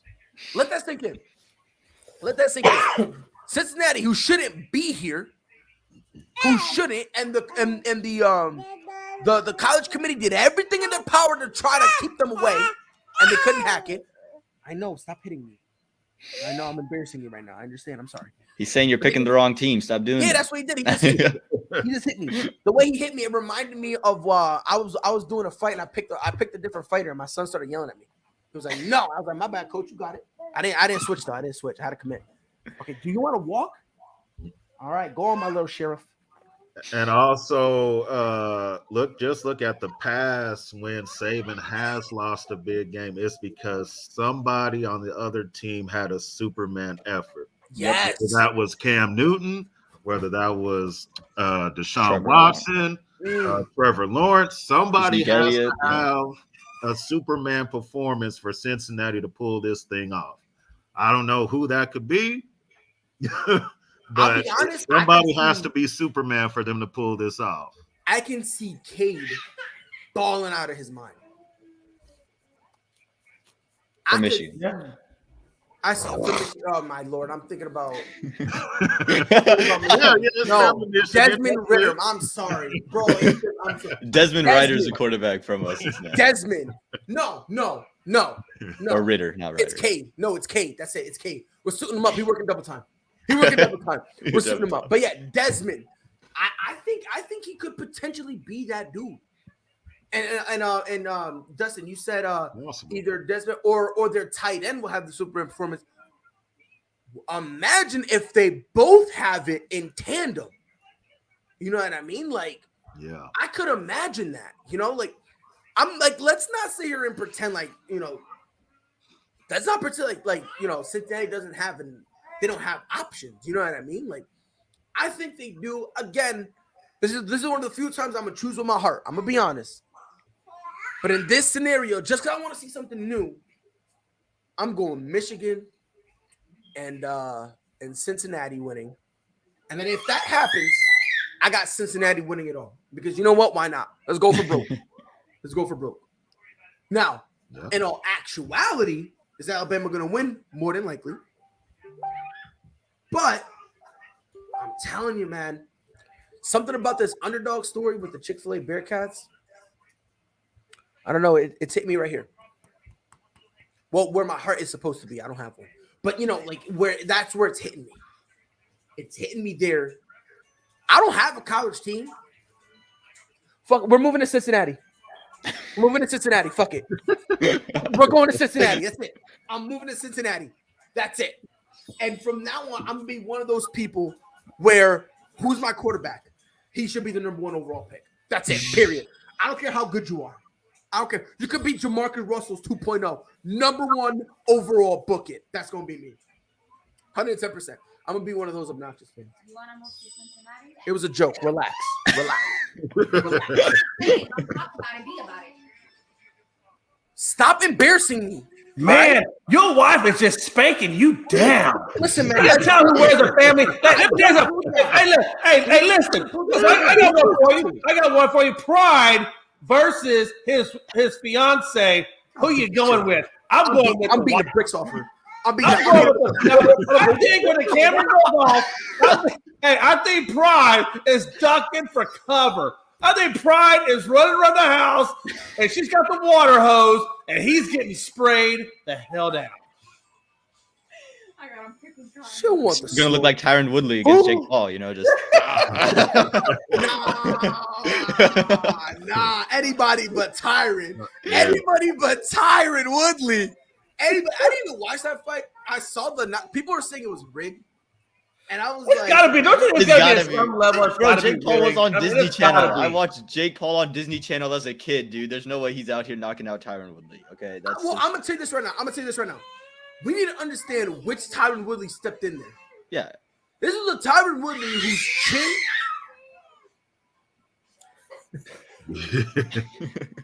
Yo, here at Disney Channel, and he was like, "Hey, yo, respect Jake." My bad. Here at Disney Channel, he's like, "Respect Jake." Yo, chill out, B. Relax. He like shook his head. And But nah, we gotta understand something. This is a Tyron Woodley whose jaw is horrible. Okay. Listen. I last year in December, it's about Actually, it's been over a year. I got into a car accident. My car flipped. It was wild. Almost died. Had no seatbelt, right? And I broke my back. I was like, my back. I was like, hurt, right? Had to go to the hospital, right? I could barely move. And I could knock out, with my back like that, I could knock out Tyron Woodley. He's joking about it, guys, but that really did happen. He really did. No, I really did break my back. But like, I would be able to, that's how bad Tyron Woodley's jaw is now. It is horrible. And all great chins, eventually, they deteriorate. One of the best cases, Chuck Liddell. In his prime, you can hit Chuck Liddell with a crowbar. Literally. And he would laugh at you. Now Tito Ortiz sneezes around him and he's down for the count. So it's like all great chins are like that. So do I think it was rigged? I don't think so. I don't. Because I would hate to think that in any combat sport that should be legitimate is rigged.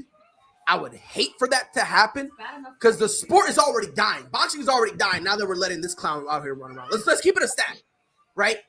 But now on top of that, like this bozo was like, who's the best boxer in the world? Jake Paul. Who's doing it like me? Hold on. You're not being Vasily Lomachenko. You're not being Bud Crawford. Like Tank Davis. I don't even like it, but Ryan Garcia. Not to even mention Canelo Alvarez. Like, whose man's is this? Seriously, whose man's is this? Whoever is cool with him in real life, sit him down and play the Michael Jordan meme. Stop it. Pride. All of Gen Z has been saying this since he got on YouTube 10 years ago. Okay, it's no one seems to want to do it. So and here's what I say. I told him this. I was like, dog, I'm not taking you legitimate at all. Until you felt like 4 or 5 legitimate boxers. You're fighting Tyron Woodley, who wasn't even a knockout artist. He was a dude who worked his wrestling and would bore people to sleep. Dana White, who ran the UFC, is the promoter. He's the promoter. And he would come out on record saying, quote, fuck Tyron Woodley, he's boring as shit. These are things Dana White has said. This is the dude who's supposed to get you hyped up, to get you to pay for the fight. That's who he is. And then, the thing about it is, it just makes such a mockery of boxing. No, but boxing is this. It's bringing new eyes to the sport. Yeah, I can't imagine that. No, because to me, it's just... and to all the morons who say that, here's my question: of all those eyes, which one of them is going to pay attention to Vasily Lomachenko? I'll wait. Right. Timothy Lopez. Who's going to pay attention to him? Who's going to pay attention to Andy Ruiz, to Anthony Johnson? I'm going to start naming the big names. Deontay Wilder, Tyson Fury. Who's going to pay attention to them? Nobody. None of those eyes are doing that. Let's be honest. Like, so to all the morons out there saying, oh, yeah, it's bringing eyes to the sport. Yeah, blind eyes. Blind eyes aren't going to pay. So do me a favor. Fuck off with that shit. And if you believe this is good for the sport, please, I beg of thee, leave. Go home. Boxing can do a full-blown rebuild. That's it. This kid legitimately is a joke. His footwork is, and I'm telling people why he's not good. His footwork is atrocious. He has no idea what he's doing. He does not have composure. The couple times he's been hit, the kid literally almost turns his back to run away. He throws his punches like my 1-year-old son throws when he's trying to miss him. He goes, yeah. His IQ is horrible. His ring awareness is subpar at best. Now, these are things I'm saying that tells me why I'm saying he's not as good as people want him to be. Because when I ask people, why do you think he's good? He punches. Okay? Does he understand angles? Huh? Is this math class? No, dumb fuck. Angles. Because in order to put, you got 2 different parts of angles. There's angles in terms of cutting off the ring and angles with punching angles. If you don't know what that is, go look up Manny Pacquiao. Who? Okay, then. So, to everyone who thinks it's good for the sport, I literally mean this with all due disrespect. Bing bong, fuck your life, get out of here. Rondo's almost a Cleveland Cavalier. I'm hot. Does anyone here watch UFC? Anyone? Fuck. If any of you guys are watching at home, I'm gonna say something. Let me see. Not anymore. Not anymore? Okay, well, Well, this is something that happened. I think it was last year. My balls is hot. For those of you who get it, you know. Derek Lewis, he got a knockout win, and when Joe Rogan went to interview him, he literally took his pants off, and he had like the compression under.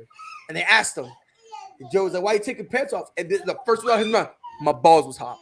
Swear to God. Ever since then, I've loved Derek Lewis. That's been my dude.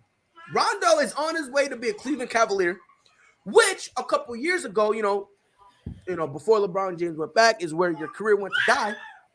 Now all of a sudden, Cleveland looks not like a title contender, but a playoff contender. Not a playoff contender. Jay, let me start with you. Rondo took Cleveland. Is that a good idea or a bad idea? I mean, they're getting him at a very cheap, and they got some young guys that Rondo could give that experience to. So from an experience standpoint, from what he's going to teach them and what he can, help them in the playoffs, I mean, it's a great thing. If they're not going to hurt, not on a minimum contract. I mean, if anything, they're going to benefit off of that for their new guys, which is what they're trying to do. I think is give their new guys that experience so that they can build off of that. So he comes in as a teacher, comes in as an experienced guy, and so yeah, they're going to benefit. Dustin, do you agree? I mean, they didn't really have a choice. They had to sign somebody once Ricky Rubio went down, and there's really not many options to have at this point. Rondo's a seasoned veteran with plenty of playoff experience. He's got several rings, and he's one of those guys that knows he's a distributor first and not a scorer. So he's just going to go in there and distribute the basketball and try to keep that team afloat for right now. So, Man, let me give you a different question, right? Because obviously, the Cleveland Cavaliers are going to have to get rid of somebody to make room for Rondo. What do you think do you think they'll trade someone to LA? You think it'll just be a pick and they'll cut someone? Like, what do you see Cleveland giving up to get Rondo? I think it'll just be a draft pick, and then they'll waive somebody off of their bench. I don't think the Lakers want anybody off of Cleveland's bench on a veterans minimum.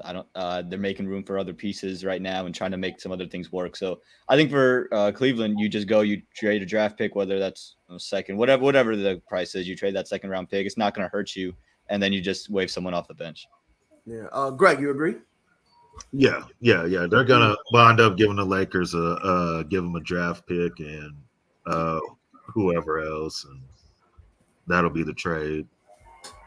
Yeah, so it's going to be interesting because obviously Rondo's probably going to end up getting plugged into the starting role.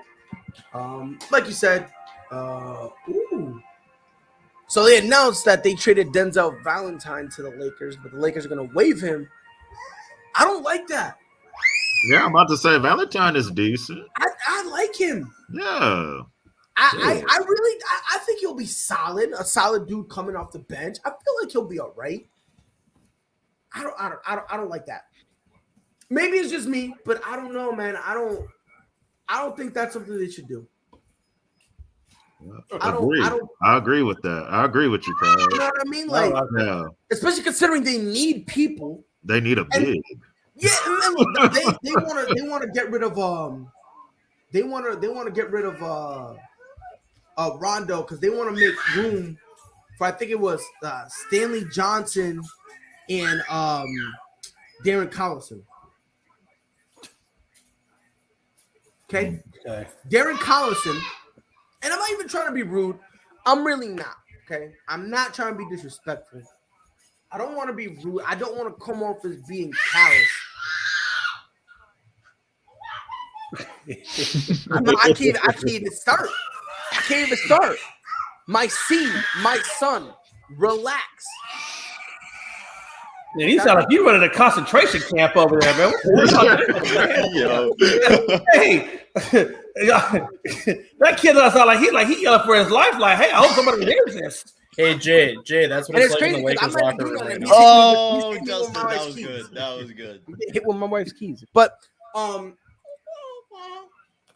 Jesus Christ! All right, you're here. Fine, say hi. Say hi. Say hi. You want to say hi? Don't touch that. You're gonna break it. Jesus Christ! You're gonna break it. Says LeBron James to his championship winning, and Russell tries to touch it. Nothing's coming at it today. Oh my God! But look, I mean, Darren Collison. Let's just call it what it is, man. That's No. the fakest laugh I've ever heard in my life. Wait, who? cares. Shut the fuck up. That's how. See, that's how I got her like that. I say as soon as I turn off the camera, I get beaten brutally. Tell you, I'm gonna come on Monday with a big black eye, and I'm just gonna be like this like the whole time. If I come on like this Monday morning, you guys know what happened. But look, Darren Collison, like, why? Why make room for Darren Collison? Like Stanley Johnson, I kind of get.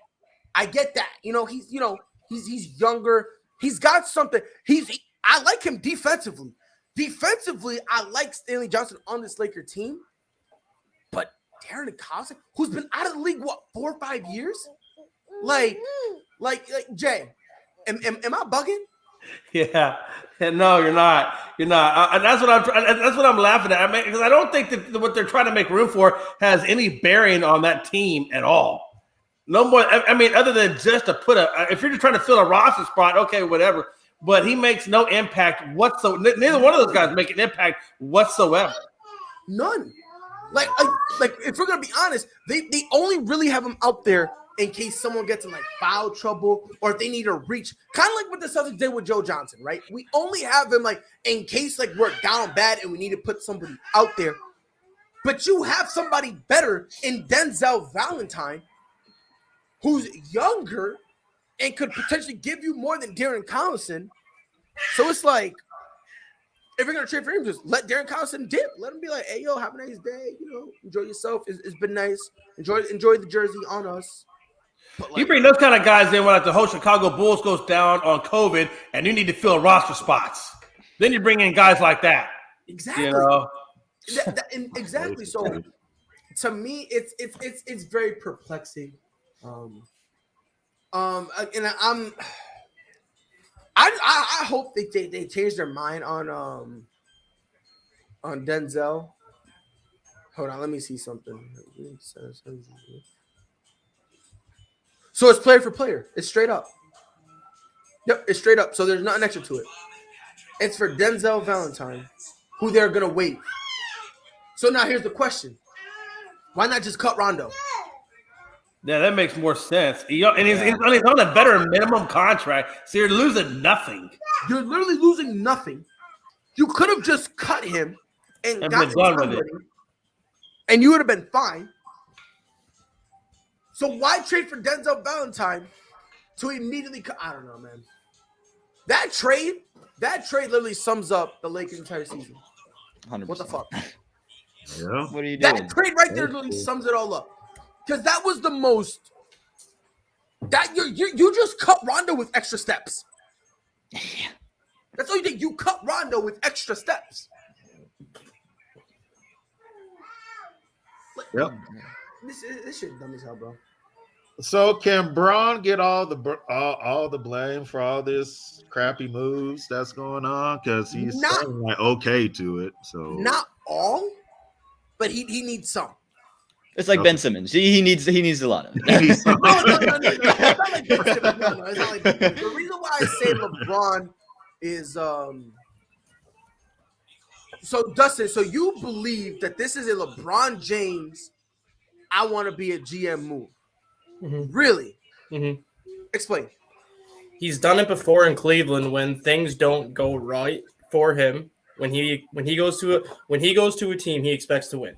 He expects that team to win. He expects that team to be in the finals and contend for a title. When things don't go well wherever he is, you saw it in Cleveland, and now you're seeing it again. He does something to try to help that team win, whether it's getting rid of somebody that doesn't make sense in a deal like this, or kind of when Lonzo Ball was dealt to the Pelicans. LeBron James never wanted to play with Lonzo Ball when he got there. And he made that clear that I don't want to play with Ball when I come here. So the Lakers made all these moves so they could get LeBron, get Anthony Davis, and get all these pieces lined up to help LeBron win. They got the championship his first year there. Things kind of went south last year, and now things are really going south right now. And like you said, if you're going to do a trade for trade, Valentine for Rondo, it makes more sense just to release Rondo as opposed to trading him and then getting Valentine who you're not even going to keep. This is just one of those classic moves where I think LeBron is kind of voicing his frustration with the organization, saying we need to do something to shake this roster up and help us be more competitive. I disagree. And I'm going to tell you why. First and foremost, this whole LeBron is a GM narrative, we need to pump the brakes on that a little bit. And this is what I mean by that. LeBron is responsible for 3 guys on this roster. Let's be honest. For Anthony Davis, he's responsible for that. He's responsible for Carmelo Anthony being here. And he's also there. I'm not a Lakers fan. I'm just a Braun fan. And me and Braun, we're going through a tough time right now. But Anthony Davis, Carmelo Anthony, and Russell Westbrook. Those are the 3 guys that LeBron James is solely responsible to be in LA. You really you look at me dead in my eye and telling me he had something to do with trading for Denzel Valentine, who's gonna get cut. I think I had to get run through him. No, Yeah. I doubt it. No. I think he had something to do with maybe Denzel Valentine getting cut. I don't think he maybe not necessarily Rondo getting dealt, but if you're going to bring somebody in a trade, don't you think that LeBron's going to want to know who's coming with and then be like, hey, can I play with him or not? No. Pride. No. Because it's a bench player. But he's still. He's a bench player. Let me ask you a question. Do you think the Lakers ran it by LeBron James to go get Kent Bazemore, to go get Malik Monk, to go get Kendrick? Do you think they ran it by him? I don't think they 100% ran it by, but I think they discussed it with him and are like, these are our plans. They discussed it. They probably discussed it after they signed him. They signed him and it was like, oh yeah, Braun, by the way, this is what else we did in free agency. And they didn't just do it to him. I guarantee you, you know who's next to him? Anthony Davis. Does that mean Anthony Davis is the GM too? So we need to pump the brakes on the LeBron is the GM narrative. We need to pump the brakes on that. We need to relax because, again, he's responsible for 3 guys being there. 3. That is Anthony Davis, Carmelo Anthony, and Russell Westbrook. Those 3. You out here sitting here and telling me, oh, and by the way, you guys say, didn't he run David Blatt out of Cleveland despite getting into a finals with him? Look me in my face and tell me David Blatt was a good coach.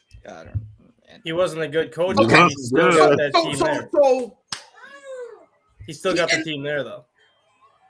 LeBron. Got what? He still was the coach for LeBron that got the team to the championship. So LeBron brought Tyron Lue to the finals. Is Tyron Lue a good coach? If you tell me yes, I don't know what to tell you. He's better than Blatt, but he's not a good coach. So you can't sit there and say that he ran him out of town, especially considering he did everything wrong. He pulled the Urban Meyer before being Urban Meyer was cool. He literally, every time the author told him to do something, he was like, nah, I don't feel like it.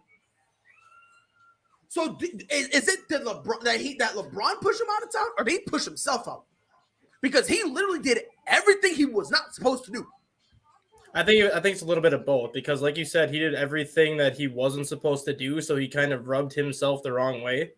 But at the same time, name another organization that would have let a coach go that just got him to the final, that does not have LeBron be part of that franchise. Would you see Steve Nash get run out of town if they get to the finals this year with Durant? Would you see Mike Malone get run out of town with the Nuggets with Jokic there if they get to the finals? I don't think Mike Malone. No, but I'm just saying there's not too many organizations that are going to run a coach out of town for getting to the finals, no matter who the star player is. But again, your argument loses validity when the next year they had a new coach, and where were they? So your argument then loses validity because after they went to a whole new coach, they went back to the finals.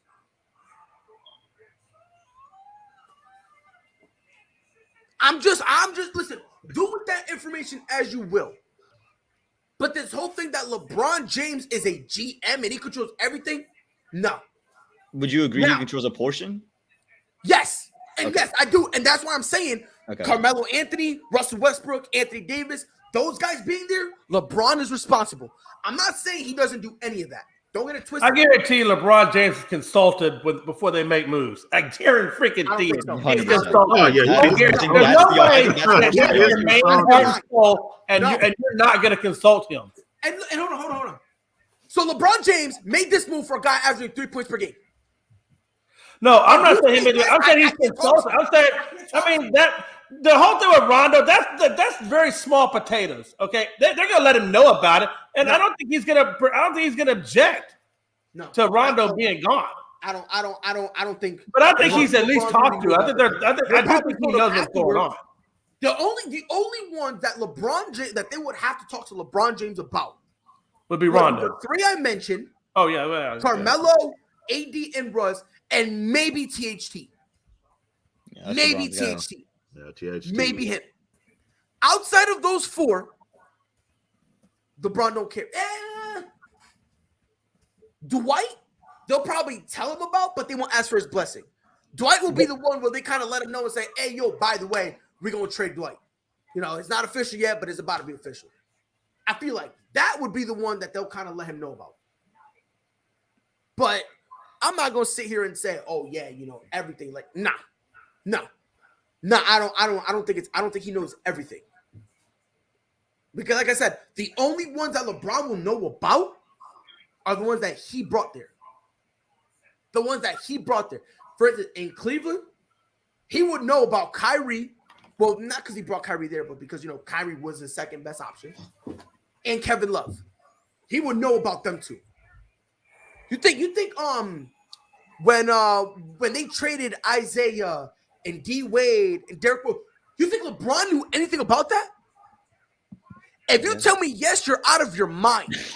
Because all that happened almost at the final hour. So for them to talk to LeBron about that and wait for him to pull the trigger and say, okay, yeah, now we can do it, they're losing all that time. I don't understand why everyone looks up to LeBron as some type of god and don't ever blame him for the mistakes he makes. Damn it, LeBron James, us, the reason why the Lakers are old as hell team. Again, no one is saying LeBron James is God. Has anyone here said LeBron James is God? Anyone? The only person who will be close enough to say it would be me, because I'm a LeBron James stan, and I have not called him that. Now there are on the internet. Now some of them there are some extreme. Like yes, there are some extreme LeBron James fans. They act like that. Yeah, there are some extreme LeBron James fans, but I don't think I am. I'll be honest. I would label Freddie Henderson a LeBron James fanatical. I think if LeBron James told Freddie Henderson to drink Kool-Aid, he'd drink Kool-Aid. He'll drink poison. If LeBron James told him, yo, here's poison, Freddie goes, all right, bottoms up. But look, all I'm saying, this whole narrative that he's a GM, I don't believe in it. I don't. Because when I hear GM, I hear, okay, so he controls, like Austin Reeves. Is he going to be in the know about Austin Reeves getting traded? No. Like I said, the three I know for a fact that they have to consult LeBron James about are the three that LeBron James is responsible for bringing there. So in that part, Amon, if you want to say he's a part GM, I'm with you. Because again, he was the one who said, go get me AD. He was the one who went out and said, I need Russ. So in that aspect, you're right.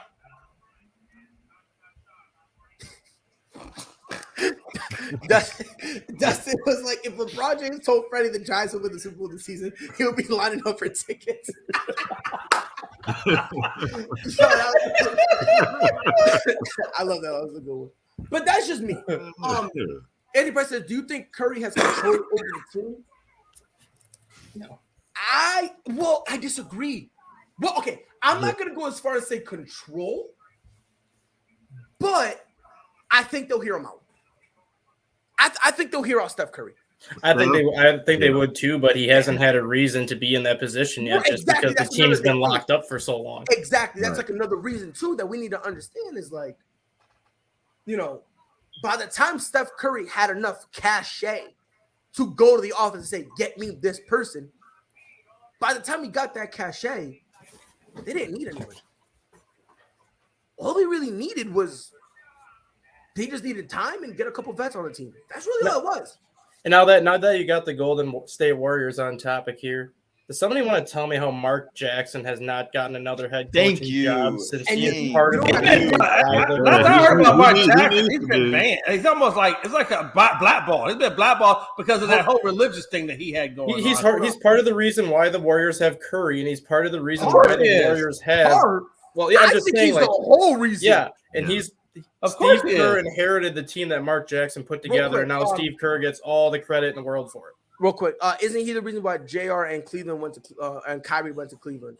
That comment right there just shows how uninformed and unknowledgeable you are. Because Kyrie Irving was drafted to Cleveland after LeBron James left. After playing 12 games at Duke. Like, and JR, I don't know if LeBron James brought JR. I don't know. I don't know if that was. Now, LeBron James got him that contract. That contract, everyone was like, oh my God, is JR going to get it? He got him paid. But in terms of bringing him to Cleveland, I don't know if he did. So that's 2 swings and misses. Try again. Bron, he did get J.R. Smith paid, so? and then He definitely got paid. he was also pissed off at him when he didn't know time and score in the finals. So there went. Which Greg, even though you're a LeBron James hater, you got to admit, in that instant, he was in the right to be upset. Oh yeah, for sure. In that instant, and I was saying Kyrie got drafted to Cleveland. What a time to be alive. And by the way, real quick about Mark Jackson, you know what I think it is? I don't think it's him being blackballed anymore. I think he's just done. I think at the beginning when he was being blackballed, I think in his mind, he's like, you know what? Fuck it. I'm not playing this game with y'all no more. Well, he's admitted that he's wanted a head coaching job for years, and every year he doesn't get an interview. I think he's waiting for the right situation. I think that's him just trying to save face. Because think about it this way. Imagine if you were to come out and say, nah, bro, I don't want a coaching job. People would look at him like he's lying. And they'll be like, oh, no, you're just – like there'll be some things with it. So I'm just hoping whatever happens with Mark Jackson, I just hope he's at peace. The league, I don't know what – and it might be the religious thing. That's got to be either that or Mark Jackson done fuck someone's wife behind the scenes. I would have loved – honestly, I would have loved if Mark Jackson could have came to Houston because I would have loved to have him to rebuild that team because he's such a good eye for talent. Yo, he's a phenomenal eye for talent, and he has his gift of being able to put them in positions to succeed. Absolutely. Like Mark Jackson is the perfect guy you want to put in a situation where we need to work, we need to draft guys, and we need to rebuild something. Mark Jackson is perfect for that. Yeah, I agree. Like I don't know. If I'm going to go through a rebuild mode, I'd want to go through a rebuild mode with him. Absolutely. Just for what he's done with Golden State. And if he can do anything like that for Houston, that'd be perfect. But would he want to come back for rebuild mode? That's the question. So Dustin says something. I think he would. If he wants to coach, I think he would. I think he'd want to put his stamp on a team. I don't think he'd want to inherit somebody else's team. Wherever he goes, he wants to make sure I'm able to put my even if it's a successful team or a team that could be there, as long as he's able to make his own culture, I think he'll take it. Dustin says something interesting. To your point, Jay, Houston, that'd be a nice place. If you were placed in Portland, Chauncey Billups for Mark Jackson, that would be interesting. And this last one, which I'll be honest, I have not thought about nothing. If you put him in LA, do you think that changes his team? No. I do. You want to know the truth? I do. I used to always say, I think there's only one person who'd be able to control Russ, and that's LeBron. I think Mark Jackson would have the balls to go to Russ and say, sit down. The guy, Mark Jackson, won 49 games with Monte Ellis in the starting lineup. And Monte Ellis was like his best scorer, right? Yeah, because that was Curry's rookie year. Right? Yeah, that was okay. So Monte Ellis was nothing but a role player everywhere else outside of Golden State. And they won a playoff series for the first time in like 35 years with Monte Ellis averaging 23 points in the playoffs. He was Mark Jackson finally got him to like – Mark Jackson finally got to reel in Monte Ellis and said, dude, stop doing the stupid crap you're doing and just play to your strengths, and look what happened. Yep. I mean, I think it'll make some difference because I believe Mark Jackson is like he'll go up and tell them, look, I'm going to make some decisions. Y'all going to get mad, but guess what? Y'all going to have to roll with me. I need y'all to have my backs. And as long as the organization has his back, he'll go and be like, all right. First thing, hey, Russ, shake my hand. Welcome to the bench. Straight up. if he can do that, that would then the thing changes. That's what I'm saying. Oh, yeah. I think he would be the only dude who will look at LeBron James and say, look, LeBron, I have nothing but respect for you. You're great, but I'm the coach. You're the player. If you want to give me advice, fine. I ain't going to listen to it. Because guess what? You see what's going on in Golden State, the team you want to be? Yeah, if I wasn't there, they don't exist. And he needs to say that because it's true. Like, you need to be able to have a coach that will be able to make the choices he wants.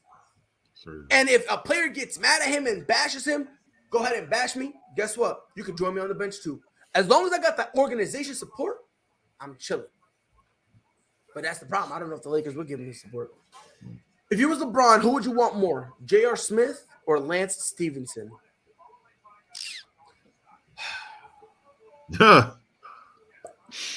Lance, yeah. At least Lance defense for I think Lance for defense mainly. Don't you say it, Greg. Greg, at least Lance knows time and score. Yeah, oh my God, I knew he was gonna say that. I knew he was gonna say so that. Yeah, he knows time and score. I'm taking JR. Fuck it. I'm taking JR. He's been spending too much time on the golf course. I don't know if he remembers how to shoot a jump shot. I'm joking. Well, listen. I'm joking. I'm joking. I'm joking. That was a good one, about. Come on, no, take that back. That was a good one. I'll be honest. Whoever you take, let's be honest. They're probably gonna be like the ninth man off the bench. Ever gonna be honest. Yeah. You know? Yeah. So I would take JR. Fuck it. JR can get me a 3 or 2. He can give me a 3 or 2. Lance Stevenson will do some stupid ass dribble move, turn the ball over, and then just go. Or he'll block someone and then give up a wide open dunk. I think it was a Dwight he blocked, and he started flexing. And then I think it was back when Dwight was in where was he? I want to say he was in I think he was in Atlanta or something like that. And he blocked and he started flexing, going like that. And then he literally gave up the offensive board and gave him a wide open dunk. And he's still flexing like, dog, they done scored. And he was like, huh? Still going like, rah. And yeah, look, LeBron. And again, this is why, and I told Greg this yesterday. I'm a LeBron James stan. I am. But you have Buddy Hield and DeMar DeRozan. You could have gotten them and kept Alex Caruso. You guys are not in the position you're in now. Yeah. Because remember, when they stopped, everyone else was signing free agents. LA stopped everything. The Lakers stopped everything to go get Russ. Then when they got Russ, they had to settle for the run to the pot. So that's why I say, like, look, in terms of this one, LeBron got to wear something. And I told you this yesterday, Greg. I told you this yesterday. Right? I told you this, right, Greg, yesterday? Yeah, it was the day before yesterday. Oh, day before yesterday. Yeah, day before yesterday. Yeah. Oh, yeah, because it was me and Dustin yesterday. That's what it was. Me and Dustin and T came in. Yeah. So a couple days ago, I told you, Greg, he needs to wear this one. He has no choice whatsoever. Mm-hmm. Because if he's responsible, because he was the one who came out and said, and I would have said the same thing about anybody. If Steph came out and said, I need Russ, he would have to wear the responsibility. If KD said, I need Russ, he needs to wear it. If Luka Doncic, Jason Tatum, if any of the best players on their team said, I need Russ, and it doesn't work out, you need to wear it. The only way I would not have said LeBron James, the only way I would have said LeBron James would have been clear is that he was just like, look, do what y'all want, and then they went and got Russ. Mm-hmm. If the organization themselves did it, that's one thing. But the fact that LeBron James put his stamp of approval on it, yeah. And again, I love LeBron. You gotta own that shit. But he has no choice. He has no choice but to own it. He has no choice. Because if he comes out and says, "Oh yeah, last year, you know, it was a disappointment," it's like it was. You don't got to take all the blame, but you need to take your share. You need to take your share. Because if you don't say nothing, you don't get Russ. And if you don't get Russ, you get Alex Caruso, who can help you on defense.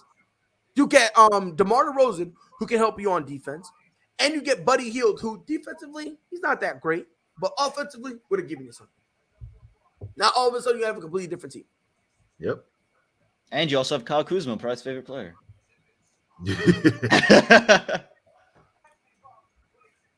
Moving on to the NFL. I'm not responding to that. I'm not responding to that because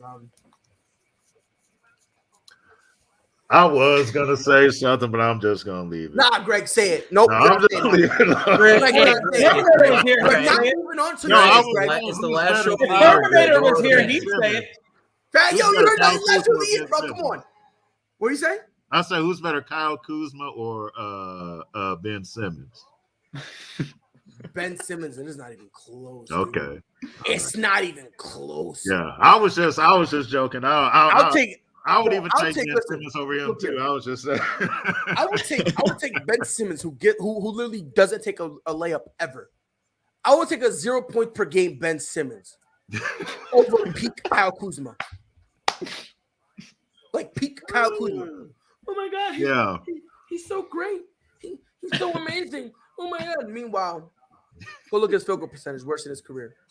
But the Washington Wizards are a problem. Yeah, they're a problem to themselves. Fuck out of here. I don't want to hear that shit.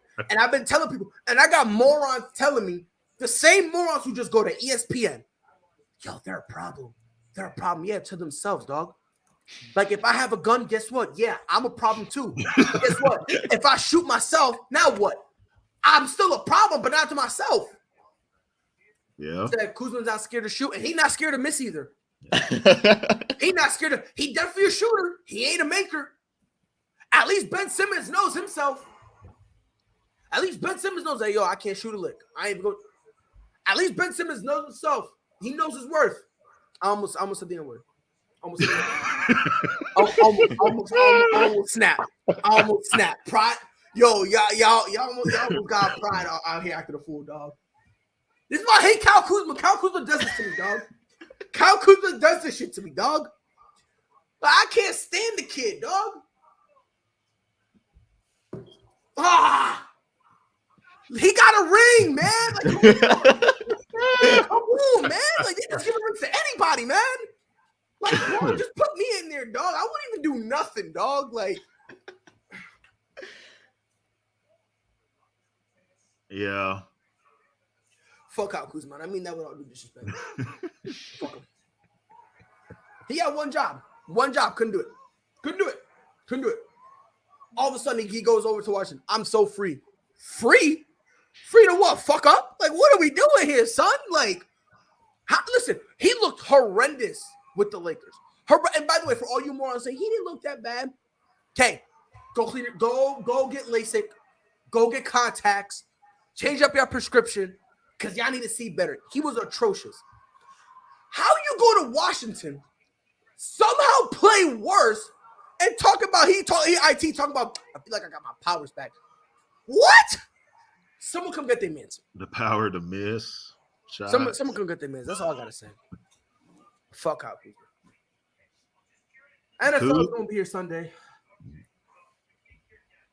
Week 17. Y'all just killed me right now. I'm gonna list off all the games. Y'all tell me what y'all gonna watch. He got a ring and I don't. This is fucking absurd. Giants play the Bears. The Patriots host the Jags. If we do not win, I'm burning my house down. Ravens host the Rams with Lamar Jackson still questionable. He missed practice today after limping real bad. Supposedly the limping was even worse, so they're not sure if he's really going to play. You got it, coach. Buccaneers are going to go to New York to play the Jets if they don't win. Oof.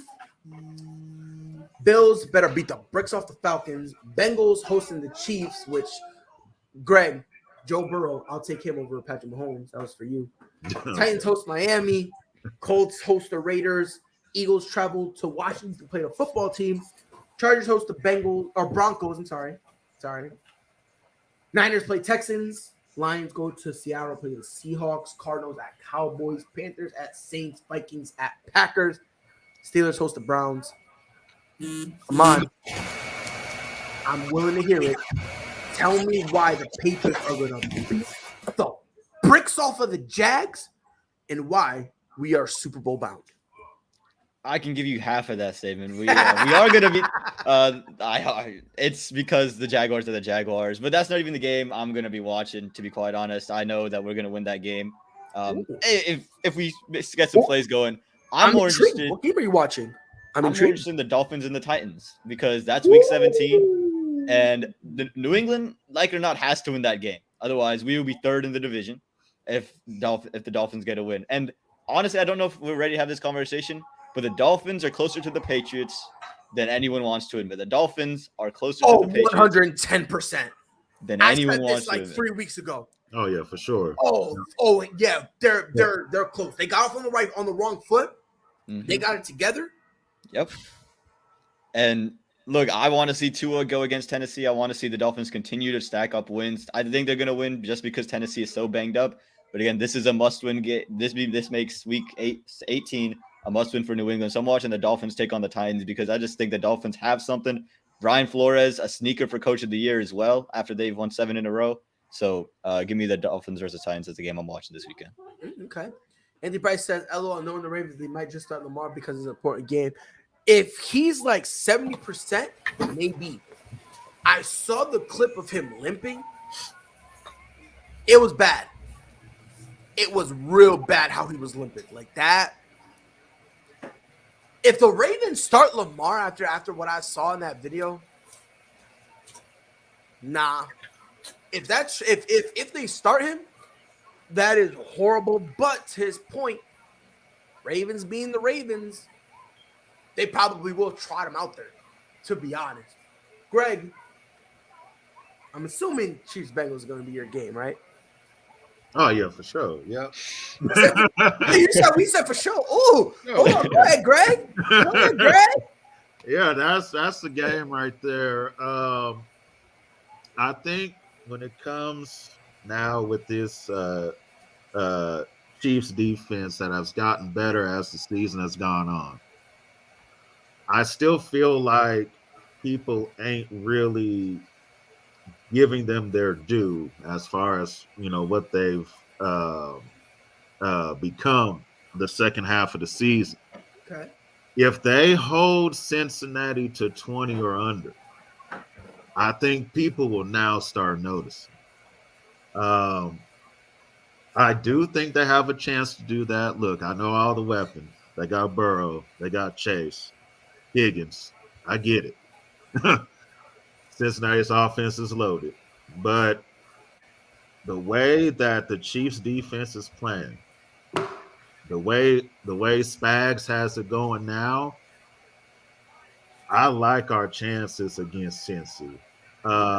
Whenever Chris Jones is healthy, nobody's able to run the ball on the Chiefs when Chris Jones is healthy. I'm putting that out there now. So our corners have gotten better. Snead, Ward, they've gotten better. And you got putting Sorensen a little bit as like a hybrid safety and linebacker. Yeah, he's like a hybrid now. Now he's not a starter, and he's better at that. He's better at that. Because honestly, I feel like that right there is low key what saved him because people were screaming he needed to get released, and when they started playing him in that weird, well, it's weird for everybody, but it fits perfectly for him. When they started putting him in the hybrid role, exactly, all of a sudden it's just watching him. It's better. He looks comfortable.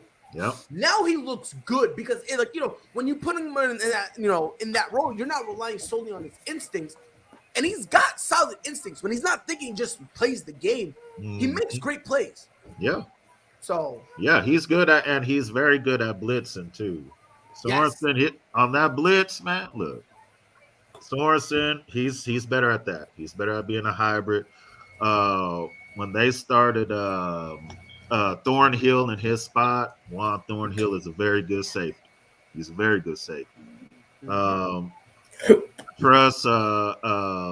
Mahomes to put up 30. I think they will put up 30 on Cincy, and I think they'll win that game. Kelsey is playing. Yes, Danny. Yes, he is. Kelsey is gone. He is gone. He is back. He is off the COVID list now. Yep. And there was one more thing I had right there. I have the Chiefs will score 30. Wow. They'll score 30. Yeah. He just said that. Whatever. Nah. He had to double down. He had to reinforce double it, man. He had to make sure we hear it. Yeah. They'll Hey, still man. turn. Hey, Oh, listen. and- Don't and discount then- that. Hey, don't and discount Doris' Clinton's songs, in the that's past. Sorry, Dolphins' last 7 games was against bad quarterback. A win is a win in the NFL. Stop taking wins away from teams. And honestly, that. And do we? I'm not gonna go this route. I'm not, because at the end of the day, I understand they played against You bad play who's on your quarterback. schedule, not who's on the roster. Exactly, and that's my thing. Like, if they were allowed to pick their own schedule, sure. But again, last week, who did Tampa Bay beat? What was it? The Panthers? Yeah. Mm-hmm. Okay. Are we gonna strip that win from them? Because the Panthers don't know what the fuck they're doing at quarterback. Are we gonna They strip really that win from them? don't. No, we're not gonna strip that win from them. So, and I do understand what you're saying, that you don't believe in them, so they beat a good team. But Well, they it's just true. beat a I mean, good think defense. about it. Think about it. They do the same thing in college football. They go by strength of schedule. I mean, honestly, I know you hate to hear that, but I mean, look, you can get wins, and nobody's taking away your wins. Your wins are your wins. But at the same time, the validity of how good you're going to be is still is still undetermined until you get slapped in the fucking mouth. Do you believe in the Patriots? Jay, I do agree with you on that point, but with COVID, you really can't use that as an indicator anymore because you don't know week to week who's playing and who's not playing. No, there's too many variables. Well, I get it with the whole COVID thing, and it is what it is. No, I just think until you play the teams that are above 5, you got to look at how many teams above 500 did you win? Because that's determines how good you are. How many going into that New Orleans game on Monday? How many people thought that Simeon, Hill, and Jameis Winston would all be hurt heading into that game against Miami? That's true. The Saints were 5-2 with Jameis Winston as a starter. They're 2-6 without him. So yes, they didn't play a good quarterback last week, but it was still a Saints team that was 5-2 at one point until the injuries started piling up. I get that. Yeah, I get that. Yeah. And and real quick, like, we need to understand something. Like, I understand, the Jets, the Panthers, it was the Giants in there. The Saints are a good defense. I don't care what no one says. They beat a good defense. Ask Tom Brady. And if I'm not mistaken, in between all that, do you know who they happen to beat? Do you know who they happen to beat? The game that they won that made people say, "Whoa, Miami's back." A healthy Lamar Jackson that everyone is sucking like crazy. So I'm just asking for, God knows, a little bit of consistency here. You can't say Lamar Jackson's freaking phenomenal. Then all of a sudden the Ravens beat him. No. I'm not going to do that. And again, yes, the Giants, I get it. The Panthers, I get it. The Saints, solid defense. I'm going to ask everyone a question.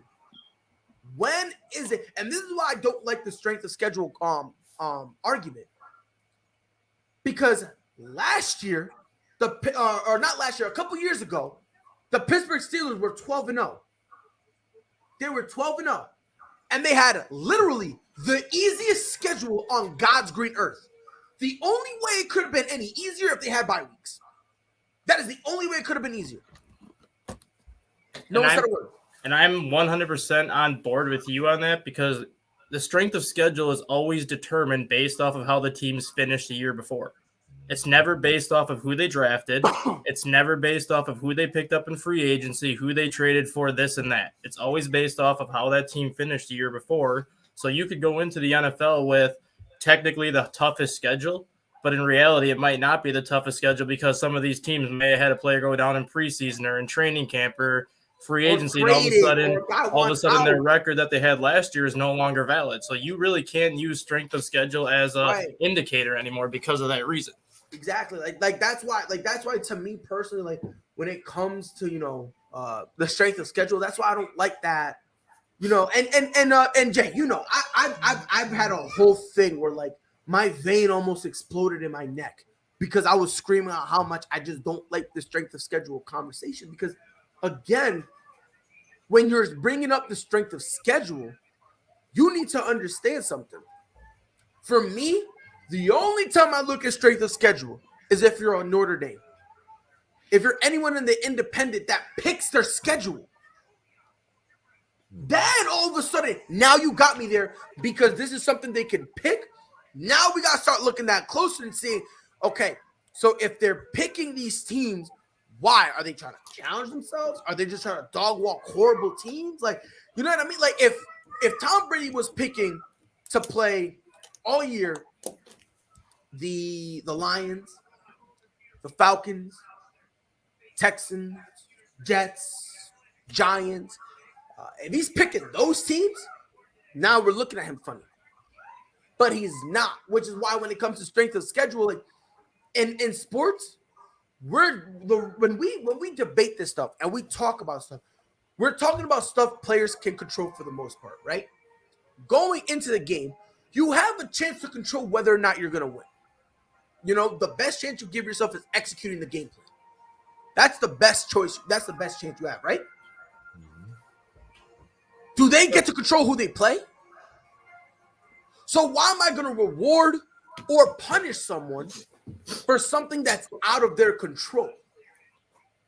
That's how I look at it. And here's another way why I don't like the strength of schedule indicator. I pulled something up and like the strength of schedules like heading into this year. And you know, like when you're in a division, you face the same schedule for the most part. Like you face each of your divisional opponents twice. Then you face an entire division and an entire division. And then you have kind of like those 2 or 3 sprinkled in opponents. Can somebody tell me how the Chicago Bears had the 3rd hardest schedule heading into the season? The Lions were 9th, the Packers were 12th, and Minnesota was 13th when they played the exact same schedule minus 3 teams. 3 teams are not going to make that much of a difference in the discrepancy and the strength of schedule. Exactly. It's way too inconsistent. Because like, again, yes, you play like 3rd place teams in cross division matchups, but a 3rd place team is usually not going to be 3-13. It's going to be like 8-8, 7-9, 6-10, where those 2 wins are not going to take your schedule from like a 560 down to like a 520 just based on 2 different losses. Right. Which again, that you know, like again, that's just stuff. You know, I've been saying this for a while, and then people get mad at me because I say that. And I'm not saying you, Jay. I'm not saying you because you know, whenever the times that we've spoken about strength of schedule. You're one of the logical people that you hear it out and you go, okay, you know, but this is just how I feel. You know, I've had people look at me and say strength of schedule is more important than wins. I've had a moron tell me that. I've had someone tell me, and I tell them I believe wins should be like in terms of like how you're looking at things. Wins need to be first and foremost. They need to be first and foremost. Because I'm going to tell you this right now. If you don't execute the game plan, you're going to lose. You don't believe me? Go ask Tom Brady and the Bucs when they lost to the Saints. You don't believe me? Go ask Josh Allen and the Bills when they lost to Jacksonville. Don't believe me? Go ask Josh Herbert and the Chargers when they lost to the Texans. You don't believe me? Go ask Aaron Rodgers week 1 and the Packers against the Saints.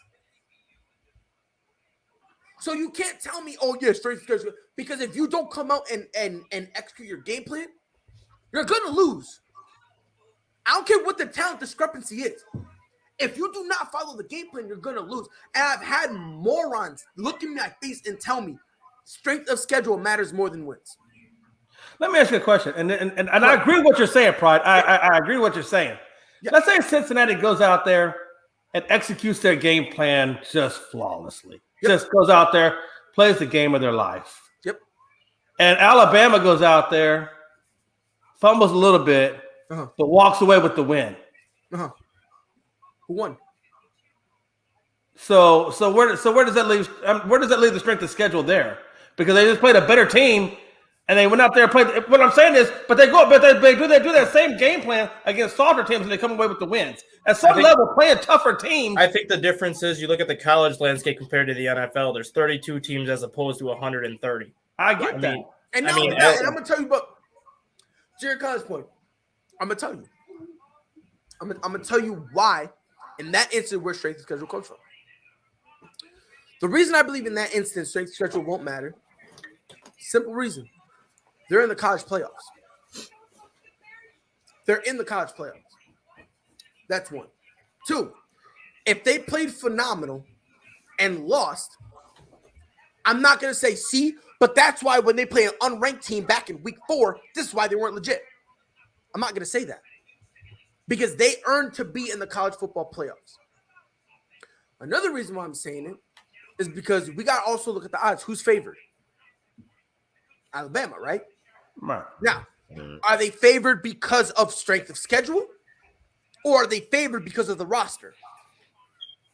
Because of the roster. That's why they're favored. You know what I mean?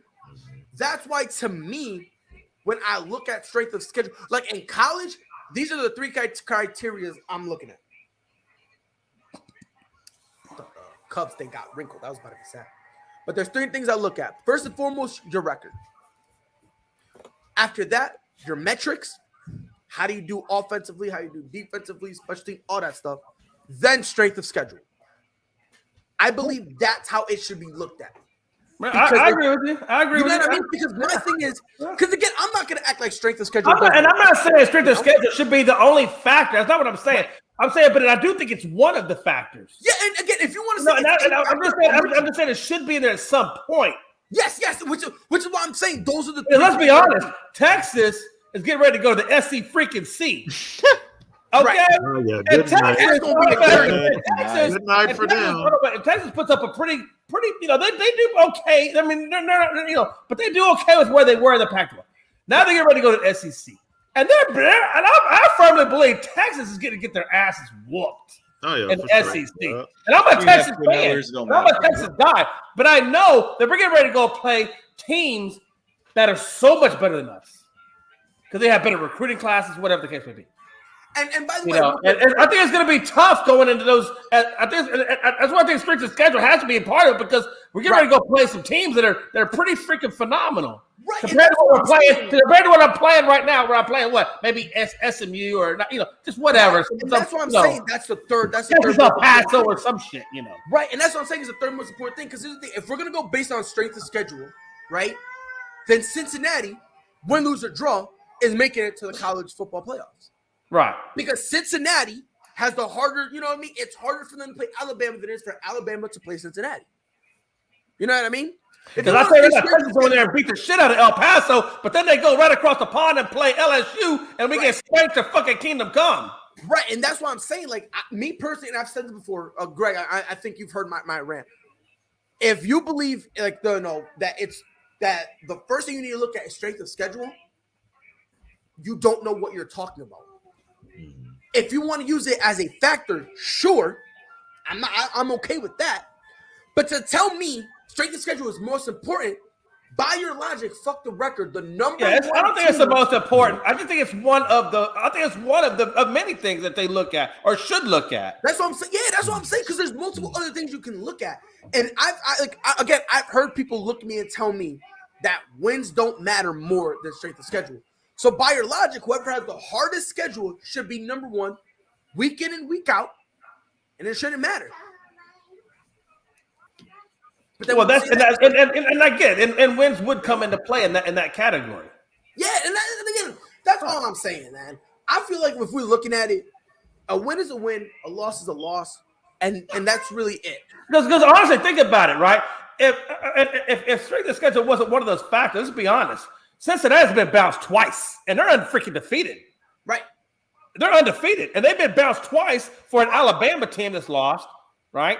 And other teams that have had losses. I mean, Georgia's in there with losses. So, I mean, at some point, strength of schedule has to have some sort of, otherwise, but it's not the most important, but it's got to have some player. Otherwise, Cincinnati would never, if it was strictly on record, Cincinnati would never have been bounced out. If we're gonna be honest, they'd probably be number one. Matter of fact, they should be number one right now. If we're gonna be honest, right, number one. If it was solely on record, I don't think it's solely on any one thing. I think, like you said, I think it's a gamut of multiple things that puts and same thing in NFL. It's a cumulative of many things. And that's what I'm saying. That's what I'm saying. Like. To say a stricter schedule as one, I agree with you on that. I think you'd be an idiot to say that that's the most important. Yeah, because like I said, when you and I have a conversation, we say the same thing. It's like, is it the most important thing? No, but you do need to take into consideration. And nothing we also need to take into consideration is even though, and this we gotta be honest, even though no one ever plays ranked teams week in and week out. So that's also when I look at it, like we gotta remember. the NC, like, you know, when it comes to the college football, it's about money. Oh, absolutely. You know what I mean? So the bigger name colleges are going to get the better games. You know what I mean? So it's all about money. Right. Yeah. So that's just how I look at it. But moving on to the last topic of the day, we're going to end 2021 with a bang. Aman, give me some of your best sports moments and games of 2021. Tom Brady win the Super Bowl. Obviously, that's going to be one of them. Coming from a new situation into Tampa and win the Super Bowl. Technically part of 2021, so I'd had to throw that one in there.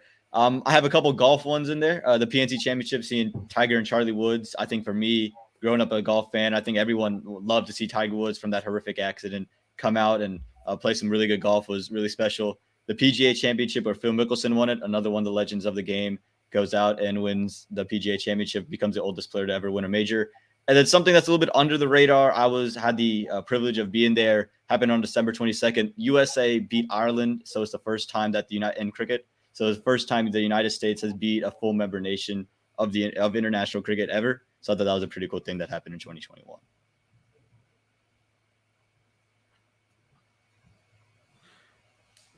Awesome. Pride froze. Okay. So And that's the way 2022 gets started. Pride freezing. You're up, Greg. Okay, well, I'll just go ahead and say mine.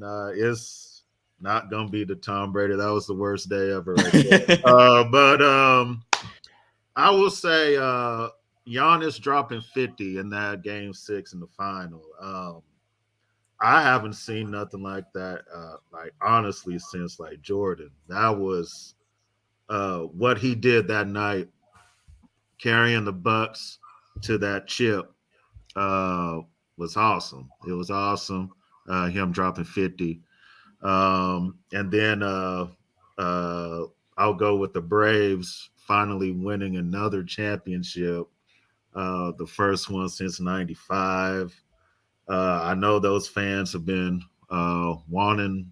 They've been wanting one, and they were finally able to get it. Freddie Freeman, those guys were able to bring it home for the Braves. So those were my two moments for this year. Jay, you want to go? You want me to go? No, you go, because I'm looking up something real quick for mine. I got a couple of them too. The first one, I guess I can just put today, since it's still 2021 yet today, and that's Cincinnati becoming the first Group of 5 conference team to make the college football playoff. I know the game hasn't happened yet, but it's still the historical moment for the NCAA and the FBS, because otherwise it's always been the Power 5 conference teams getting in. So for them to finally break that streak, it's something to go towards NCAA, because they've always talked about expanding the field from 4 teams to possibly 6 and 8. That might be the first step in doing that, knowing that a Group of 5 team can do it. Mm-hmm. I'm also going to go with NASCAR on this too. I don't know how many of you actually pay attention to NASCAR during the season, but the season that Kyle Larson had this year, after losing his ride basically last year for comments that he made on Twitter, and then kind of last minute got brought onto a new team, all he does is win 10 races this year to tie Jimmy Johnson's record for most in the season. He led the most laps in NASCAR history this year and was pretty much the only driver that appeared that he wanted to win anything this year at any point. As much as I don't like Tom Brady winning rings, that is definitely a moment you have to put in there, because he proved that it wasn't just Bill Belichick that got those rings. It was him too, because he goes to a new system and did what he did and came away with another ring. And the last one I'm going to put in there is, I'm from Wisconsin. I'm not a Milwaukee Bucks fan, but I do have to say the Bucks winning their first title in 50 years was just good for the state of Wisconsin, good for the Milwaukee community to kind of have something to celebrate, because they haven't had much to celebrate down in Milwaukee for quite some time. So for them to actually have something to cheer for, something to celebrate with like Giannis and just everybody at the parade that day, I think that was a great moment for Wisconsin sports this year. My bad. Did everybody go yet? Jay's I got one got to say. Hey, from a Southerner perspective, spending many a years due to the ex-wife in Wisconsin, fuck them. They're all a bunch of assholes down there in Wisconsin. Don't you know? You mean up there? I'd rather go down. Because Up there, down there, whatever. Hey, listen. Hey, nothing against the city of Milwaukee. Hey, look, whatever, man. We all get our potato, whatever. Hey, look, I will say this. I'm going to piggyback off of what Dustin said, man. I think the Cincinnati making it in the Final Four is, given that they're not a Power 5, it's phenomenal. And I wish them all the best.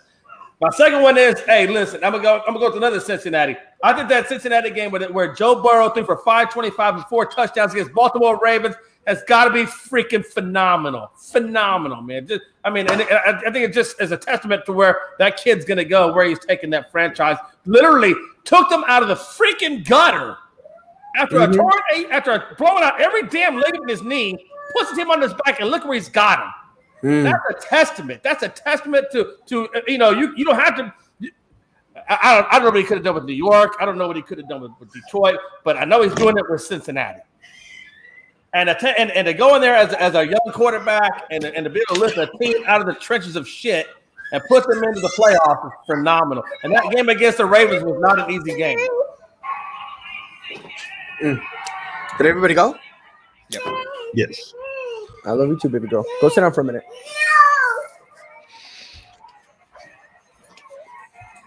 All right, play with the keys. Do your thing.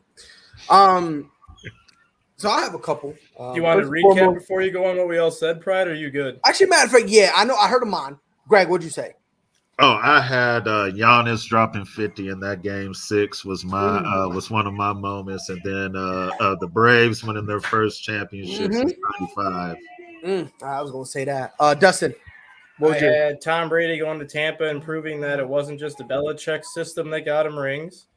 I had Milwaukee Bucks winning their first title in 50 years, so City of Milwaukee getting something to celebrate. Cincinnati making it to the college football the playoffs, and then my other one was kind of off the wall. I said Kyle Larson's NASCAR season this year, after going through what he had to go through last year and losing all of his sponsors, losing his ride, and then kind of last minute getting a new one, and then coming away with 10 wins and leading the most laps in NASCAR history for a season to win the title. Jay, what was yours? Did you say yours? Yeah, mine was Cincinnati making it into the Final Four, and also Joe Burrow's 525 yards against Baltimore Ravens. And it's kind of funny because it was the same Ravens team that when they last played, they ran the scoreboard up on him. The same Ravens team who rushed to get 100 yards rushing to keep that stupid record alive. And then they were crying like children because Joe Burrow threw the ball. Throw it more, Joe. Throw it more. Bunch of clowns. I have a couple. First and foremost, Atlanta Braves. Look, in August, they were a 500 ball club. Let that sink in. They're a 500 ball club, and then you lose Ronald Acuna, your best player.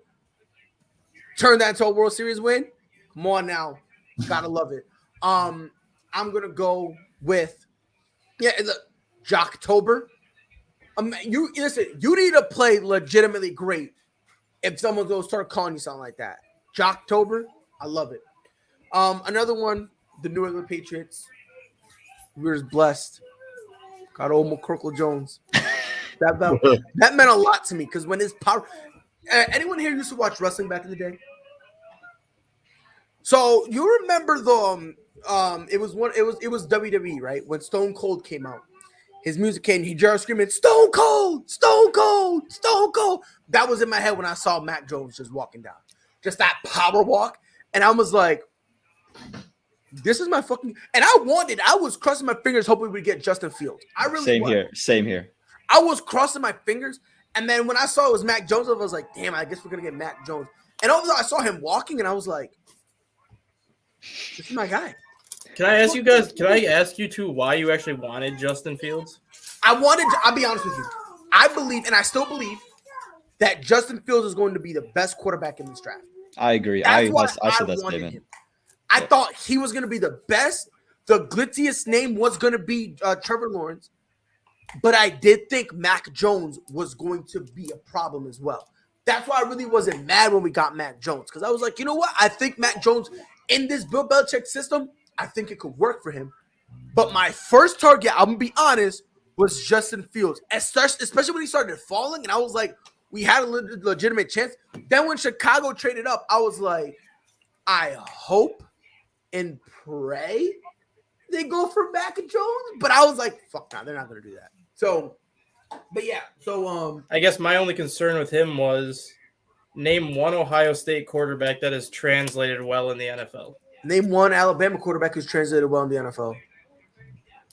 I mean, Tua looks decent, and but he's not fully translating yet. No, but I'm just saying, like, just based on the history of Ohio State quarterbacks and just the running quarterbacks, that's why I don't know. It's hard to be sold on one of them until you can actually see it happen. I've seen Justin since high school, man. I was sold from day one. I was entranced. Yeah, I like them. Another one. I don't know if y'all watch wrestling, but CM Punk took a 7-year hiatus, and he came back to AEW. Yeah, he did. Oh my God, to the same song, and then he sits down in the ring. Oh my God, dog! When he sat down, especially when he sat down, and he crossed his legs, I was like, "What year are we in?" I had flashbacks, dude, to when he just started cutting up. He started killing people, especially the pipe bomb promo when he started sitting at the top of the ramp and John Cena's just laying there, broke a table. And he's like, John, I don't hate you. And I'm like, could have fooled me. Fuck, but yeah, nah, that one, it definitely kind of was interesting. If I'm allowed to do a little bit of UFC here, Kamaru Usman handling his business, not only knocking out Jorge Masvidal, but also handling his business and dominating Colby Covington to the point that I low-key found out they're friends. Let that sink in. I found out Colby Covington and Kamaru Usman were friends on the low. I didn't know that. Honorable mention, like, this ain't the best, but it's wild. Conor McGregor breaking his leg. With that kick with Dustin Poirier, Charles Oliveira beating both Michael Chandler after getting dominated in the first round, came back and a submission specialist knocked out Michael Chandler, and then to one-up it, said, "Oh wait, yeah, that ain't nothing. Yeah, that ain't nothing." Goes and beats Dustin Poirier. I love that one. Juliana Pena beating the greatest woman fighter in the history of the sport, Amanda Nunes. And again, Shorty was dominated round one, and she did something we've never seen. She was comfortably exchanging blows with Amanda Nunes in the middle of that octagon. Let that sink in. Shorty's getting punched in her face, and she's returning it back. What a time. I got one more to add that we should all be in agreement on. Go ahead. That I'm surprised wasn't said. Having fans come back 100% capacity across all sports. Speak to him, Dustin. Talk to him. It didn't last that long for Toronto, but just for that stretch, it felt great. Yes. Pride is projected. Washington is expected to be the first team to draft the quarterback. Shake my head, God help us. And look, let him. Ron Rivera get fired. Get your shit on, kid. I mean that because get shit on, kid. No way. No way, bro. Like, you can use Taylor Heineke for about like a couple more years. You know what I mean? You can figure something out. Don't give me this notion. Don't give me this crap. But yeah, that definitely was another one, which I don't think it was the best, but it was needed. Simone Biles. Yeah. I'm sure it was like, look, I ain't here. Yeah, she's like, Naomi Osaka. Here. And Naomi Osaka as well. Like, both of them saying, look, man, I ain't right. I gotta fall back. Like, think about it, dog. People were killing them. And I'm like, dog. They were. Both of them. They not even in their prime, son. Think about that. They're not even in their prime. They're already calling Simone Biles the GOAT. And Naomi Osaka, after she beat Serena, dude, people have been high on her. I'm like, be careful. Don't be like Sharapova. Don't be like Sharapova. Don't do that. Don't get that one win, be on cloud 9, and all of a sudden get dominated for the rest of the Colt rivalry. Don't do that. Don't pull a Sharapova. But these two girls came out and said, look, we're not good. If you don't like it, suck it. We don't care. No. I mean, I don't think it was really all that great because there was really no adversity. It wasn't like Alex Smith. Exactly. There was really no adversity. You know what I mean? Like again, the starting job was his. They were going to give it back to him anyway. So that's why for me, it's kind of like the same thing with Tom Brady when he tore his ACL. What was it? 2008. Year after the yeah, but you gotta admit though that ankle was pretty messed up. Well, yeah, but they fixed it literally a couple days after that, and then they said he was going to make a fine recovery. Like I said, I compared the same thing with Tom Brady when he tore his ACL. Nobody really was like, "Oh my God, is he ever going to be this?" Like, it was like he's gonna be the starting quarterback again. They were gonna give him the thing. Oh, I agree. I mean, it wasn't like an Alex Smith. I mean, that was good God. That was I'll be honest, nothing could be like Alex Smith. Homeboy almost lost his leg. Yeah. He almost lost his life. I was about to say, I'm saying leg like that. That's the coup d'etat. Nah, dog. He almost died. Like that's why the NFL Comeback Player of the Year award should be named the Smith Award now. It should be taken. I've said that too. 100%. I've said that same thing. They should change the name of it and name it the Alex Smith Award. Yes. I mean, look. If we're gonna be honest, Alex Smith legitimately. And some people saying we shouldn't have the Comeback Player of the Year award be just for guys who get injured, and I agree with that to a degree.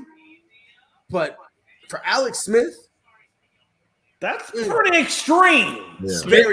Smith should get Hall of Fame consideration just for the recovery and the return he made. Obviously, not go in as a player, but go in some aspect just for the work and what he had to go through to get back on the field.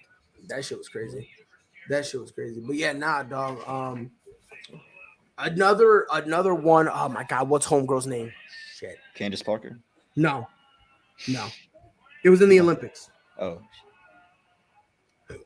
It was her name. Homegirl who when Simone Biles left, she Suni Chen. Was it Suni? Yeah, it was Suni something. Shit. Suni Lee. Yeah, Suni Lee, her. That was another one. When homegirl Lily was just thrusted, and she was like, for real? I got it. And Hannah, imagine. Let that sink in. I mean, this was a great year, bro. Yeah, in terms that of sports, was good. 100%. Last one. What would y'all say is a shocker of the year? Like a shocker? The God honest truth, and I'm gonna sound like a homer. The New England Patriots actually being the number one seed for a decent stretch. And for us to actually still be in contention to win the AFC, like I'll be honest, I thought we were gonna be a wildcard team at best. You know what I mean? Like I'm gonna be honest, I thought this was gonna be the Bills' year. The fact that we're kind of still in there, to me, that surprised me. Honorable mention to the dog shit Lakers, by the way. I guess. You got Dustin. You got any shockers? Yeah, it's a sarcastic shocker because I know it never would happen, but I'm just gonna say it anyways. The fact that Dan Campbell has yet to bite anyone's kneecaps off. and Aman, any shocker of the year? Shocker of the year. How about the Lakers actually pulling the trigger on Russell Westbrook? I let they say it. I said there's no way this is happening. No one in their right mind is making that trade with all those parts, and it happened. And there's a lot of people who are like, "This is gonna work," and I'm looking at them like, "Have you seen Russell Westbrook play a game of basketball? You know it's not gonna work." Yeah. Do you see how you were defending them in the bubble? Remember who put that in the group chat? They sent the photo of like this how they're defending. Yeah, in the like bubble. LeBron literally in the paint letting Russ shoot threes, and all of a sudden he's your answer. Like, and it's funny because like somebody's the same moron who just watches ESPN said, "Oh yeah, this makes them the definitive favorite." He said they're gonna break Golden State's winning record. 39. He said they were gonna beat them. Like dog. Wow. Come on, man. I'm like, okay, yeah. And he was like, oh, how quickly we forget Russ was the MVP. He was the MVP shooting under 43% from the field. What are you talking about? Exactly. Like, what the hell? Like, it'd be the dumbest people. It'd be the dumbest people. Yeah. Greg, that was my shock. Yeah, Greg, what moment you got? I'll go with going back to the finals. The couple games where Chris Paul like disappeared. And if he doesn't win that chip, he's gonna look back at those couple games and be like, man, if I just would have did anything, I fucked up. I would have had a chip. So, and I was very shocked because Chris Paul was playing so well throughout the playoffs up until that point. So even like the first game one in the finals. Yeah, the game one, right. Yeah, he was doing good. That's why I was like, oh my God, like I got faith in Chris Paul because I had the Suns. I was like, I got faith in Chris Paul. Look at him, the moment's not big for him, Yeah. So when he ghosted those couple games, it was like, wow, like I wasn't expecting that. So that was my shock. Yeah. Jay, what's your shock of the year? Yeah, mine was Dallas Mavericks having the Clippers against the ropes in the playoffs and letting them come back and stay in it. Yeah. They should have had that one. That was theirs for the taking. They should have. Yep. They should have. Not even gonna lie. I just want to say one thing. Lavender. That's not what I wanted to say. Notice how none of them mentioned Urban Meyer. That just goes to show you. It wasn't shocking. Like, did we think everybody was? That wasn't a shock, man. I just didn't believe that he would. Yeah. I just didn't believe in that whole thing with him. Yeah, no, that's what I'm saying. That just goes to show you how much of a wrong move. I think it was more shocking that he got the job. Yeah. But then 2 weeks into the season, after what he did, after that, it was like, okay, whatever. There was nothing shocking anymore after what he did 2 weeks into the season. It's like, oh, so this is what you're going to do to start your. That's what I'm saying, dog. Like, come on. And I'll be honest, the least shock thing he did was kicker. Like Josh Lambo kicking him and saying, "Hey, yo, don't miss your kicks, dipshit," or something like that.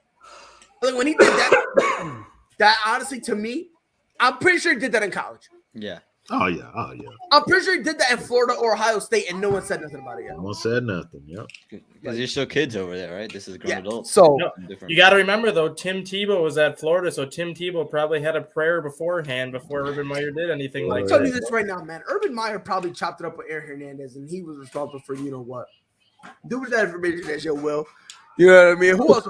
Wasn't the Pouncey brothers on that too? Yeah. Dude, I want a 30 for 30 on them, dude. I want a 30 for 30 on the Florida game. You don't even understand. Me and LaDonna, we call her LDZ. Her and I, we've been practically begging for this 30 for 30. I was practically begging for it, bro. Well, I mean, look at the storylines you have. You have a guy as Meyer as your coach. You have a minister as your quarterback, and then you got two murderers sitting in the stinking. You got Cam Newton on the bench. Like, you got Cam Newton, who on the low was helping everyone do all the shenanigans they were getting into. You got the Pouncey brothers, who probably was just fighting everybody for no reason. Hernandez written on the shirts and all that. Like, bro, I need one. We won't ever get it, unfortunately. Yeah. But I just want it. I want to see Cam Newton. And I just want to be able to see Cam Newton walking into a game where he looked respectable. And then I want to see him with his hair and him just wearing another outfit, just doing the interview, talking about, yeah, man, it was Florida. No one believed in us except for that one guy. And then you'll show Tim Tebow holding everyone's hand, praying in slow motion, him looking up. And then the next clip, him throwing an interception. What a time to be alive. I need that goddamn 30 for 30 in my life. I didn't realize just how much I wanted a documentary until me and LDZ were talking about it. And I was like, this is it. This is the one I want. Jesus Christ. This has been ASAP in the morning, the final ASAP in the morning of 2021. What a year it's been. A crazy year indeed. Aman, any final words for the people? Just onwards and upwards for 2022. Going to be bigger and better than ever. You already know. Greg, speak. Hey, I look forward to the new year, 2022.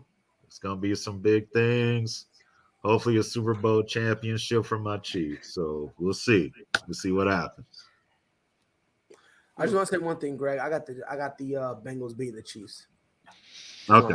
Out there, so, all right. So we will revisit this. Okay. I'll come Monday. We will revisit this. Dustin, floor is yours, brother. Adios, 2021. See everybody back here in 2022. Have a safe New Year's Eve tonight and be smart. Yes, sir. Yes. Be Dustin. Be Dustin the brain. Be him. He's smart. Jay McLovin. Floor is yours, brother. Speak your mind. Yeah, man. Hey, listen, my thing is this. I'm just gonna do a little bit of advice. Let go of 2021, going in 2022. Remember, guys, when you're drinking, before you go to bed, drink that glass of water and take 2 Advil. So when you wake up in 2022, your ass don't have a hangover. Go Cowboys. I'm never gonna win the Super Bowl. Peace out. You were doing so good until that last part. Yeah, that was it. So Hey, listen, I believe you speak it into an existence, it comes to fruition. So have you not been speaking it for like 20-something years? I've been holding it in. Oh, man. Well, obviously, to piggyback off Dustin, be safe and be smart. If you guys are going to drink and get drunk, go ahead, have fun. Just make sure you either A, stay wherever you are and you're able to spend the night, or B, have a designated driver. So that way you guys, and also another thing, because some people are going to be staying up late, even if you're not drunk and you're tired, don't fall asleep behind the wheel. Don't do that. Yeah, that's a rough way to try to even start a new year. Yeah, because I guarantee you'll probably be sleeping in your car doing all these spins. You wake up and all of a sudden you're all discombobulated and whatnot. That's definitely sounding scary. Be smart, make sure we take care of yourselves and take care of each other. You know what I mean? When you're driving, let's just make sure we get everyone safe. That's it. That's the goal. Yes. We will be back here Monday to talk some more shit about the Lakers. Live in disappointment. And by the way, y'all saying, out with 2021 and in with 2022. Look, bro, I don't believe in that shit. I'm going to tell you why. We're going to have the same Celtics roster, and they're going to be doing the same stupid shit. So, like, my depression is just going to be carried into the new year, brother. Okay, give me. All right, you got it. You got it, LeBron. But, yeah, it's rough. It's rough.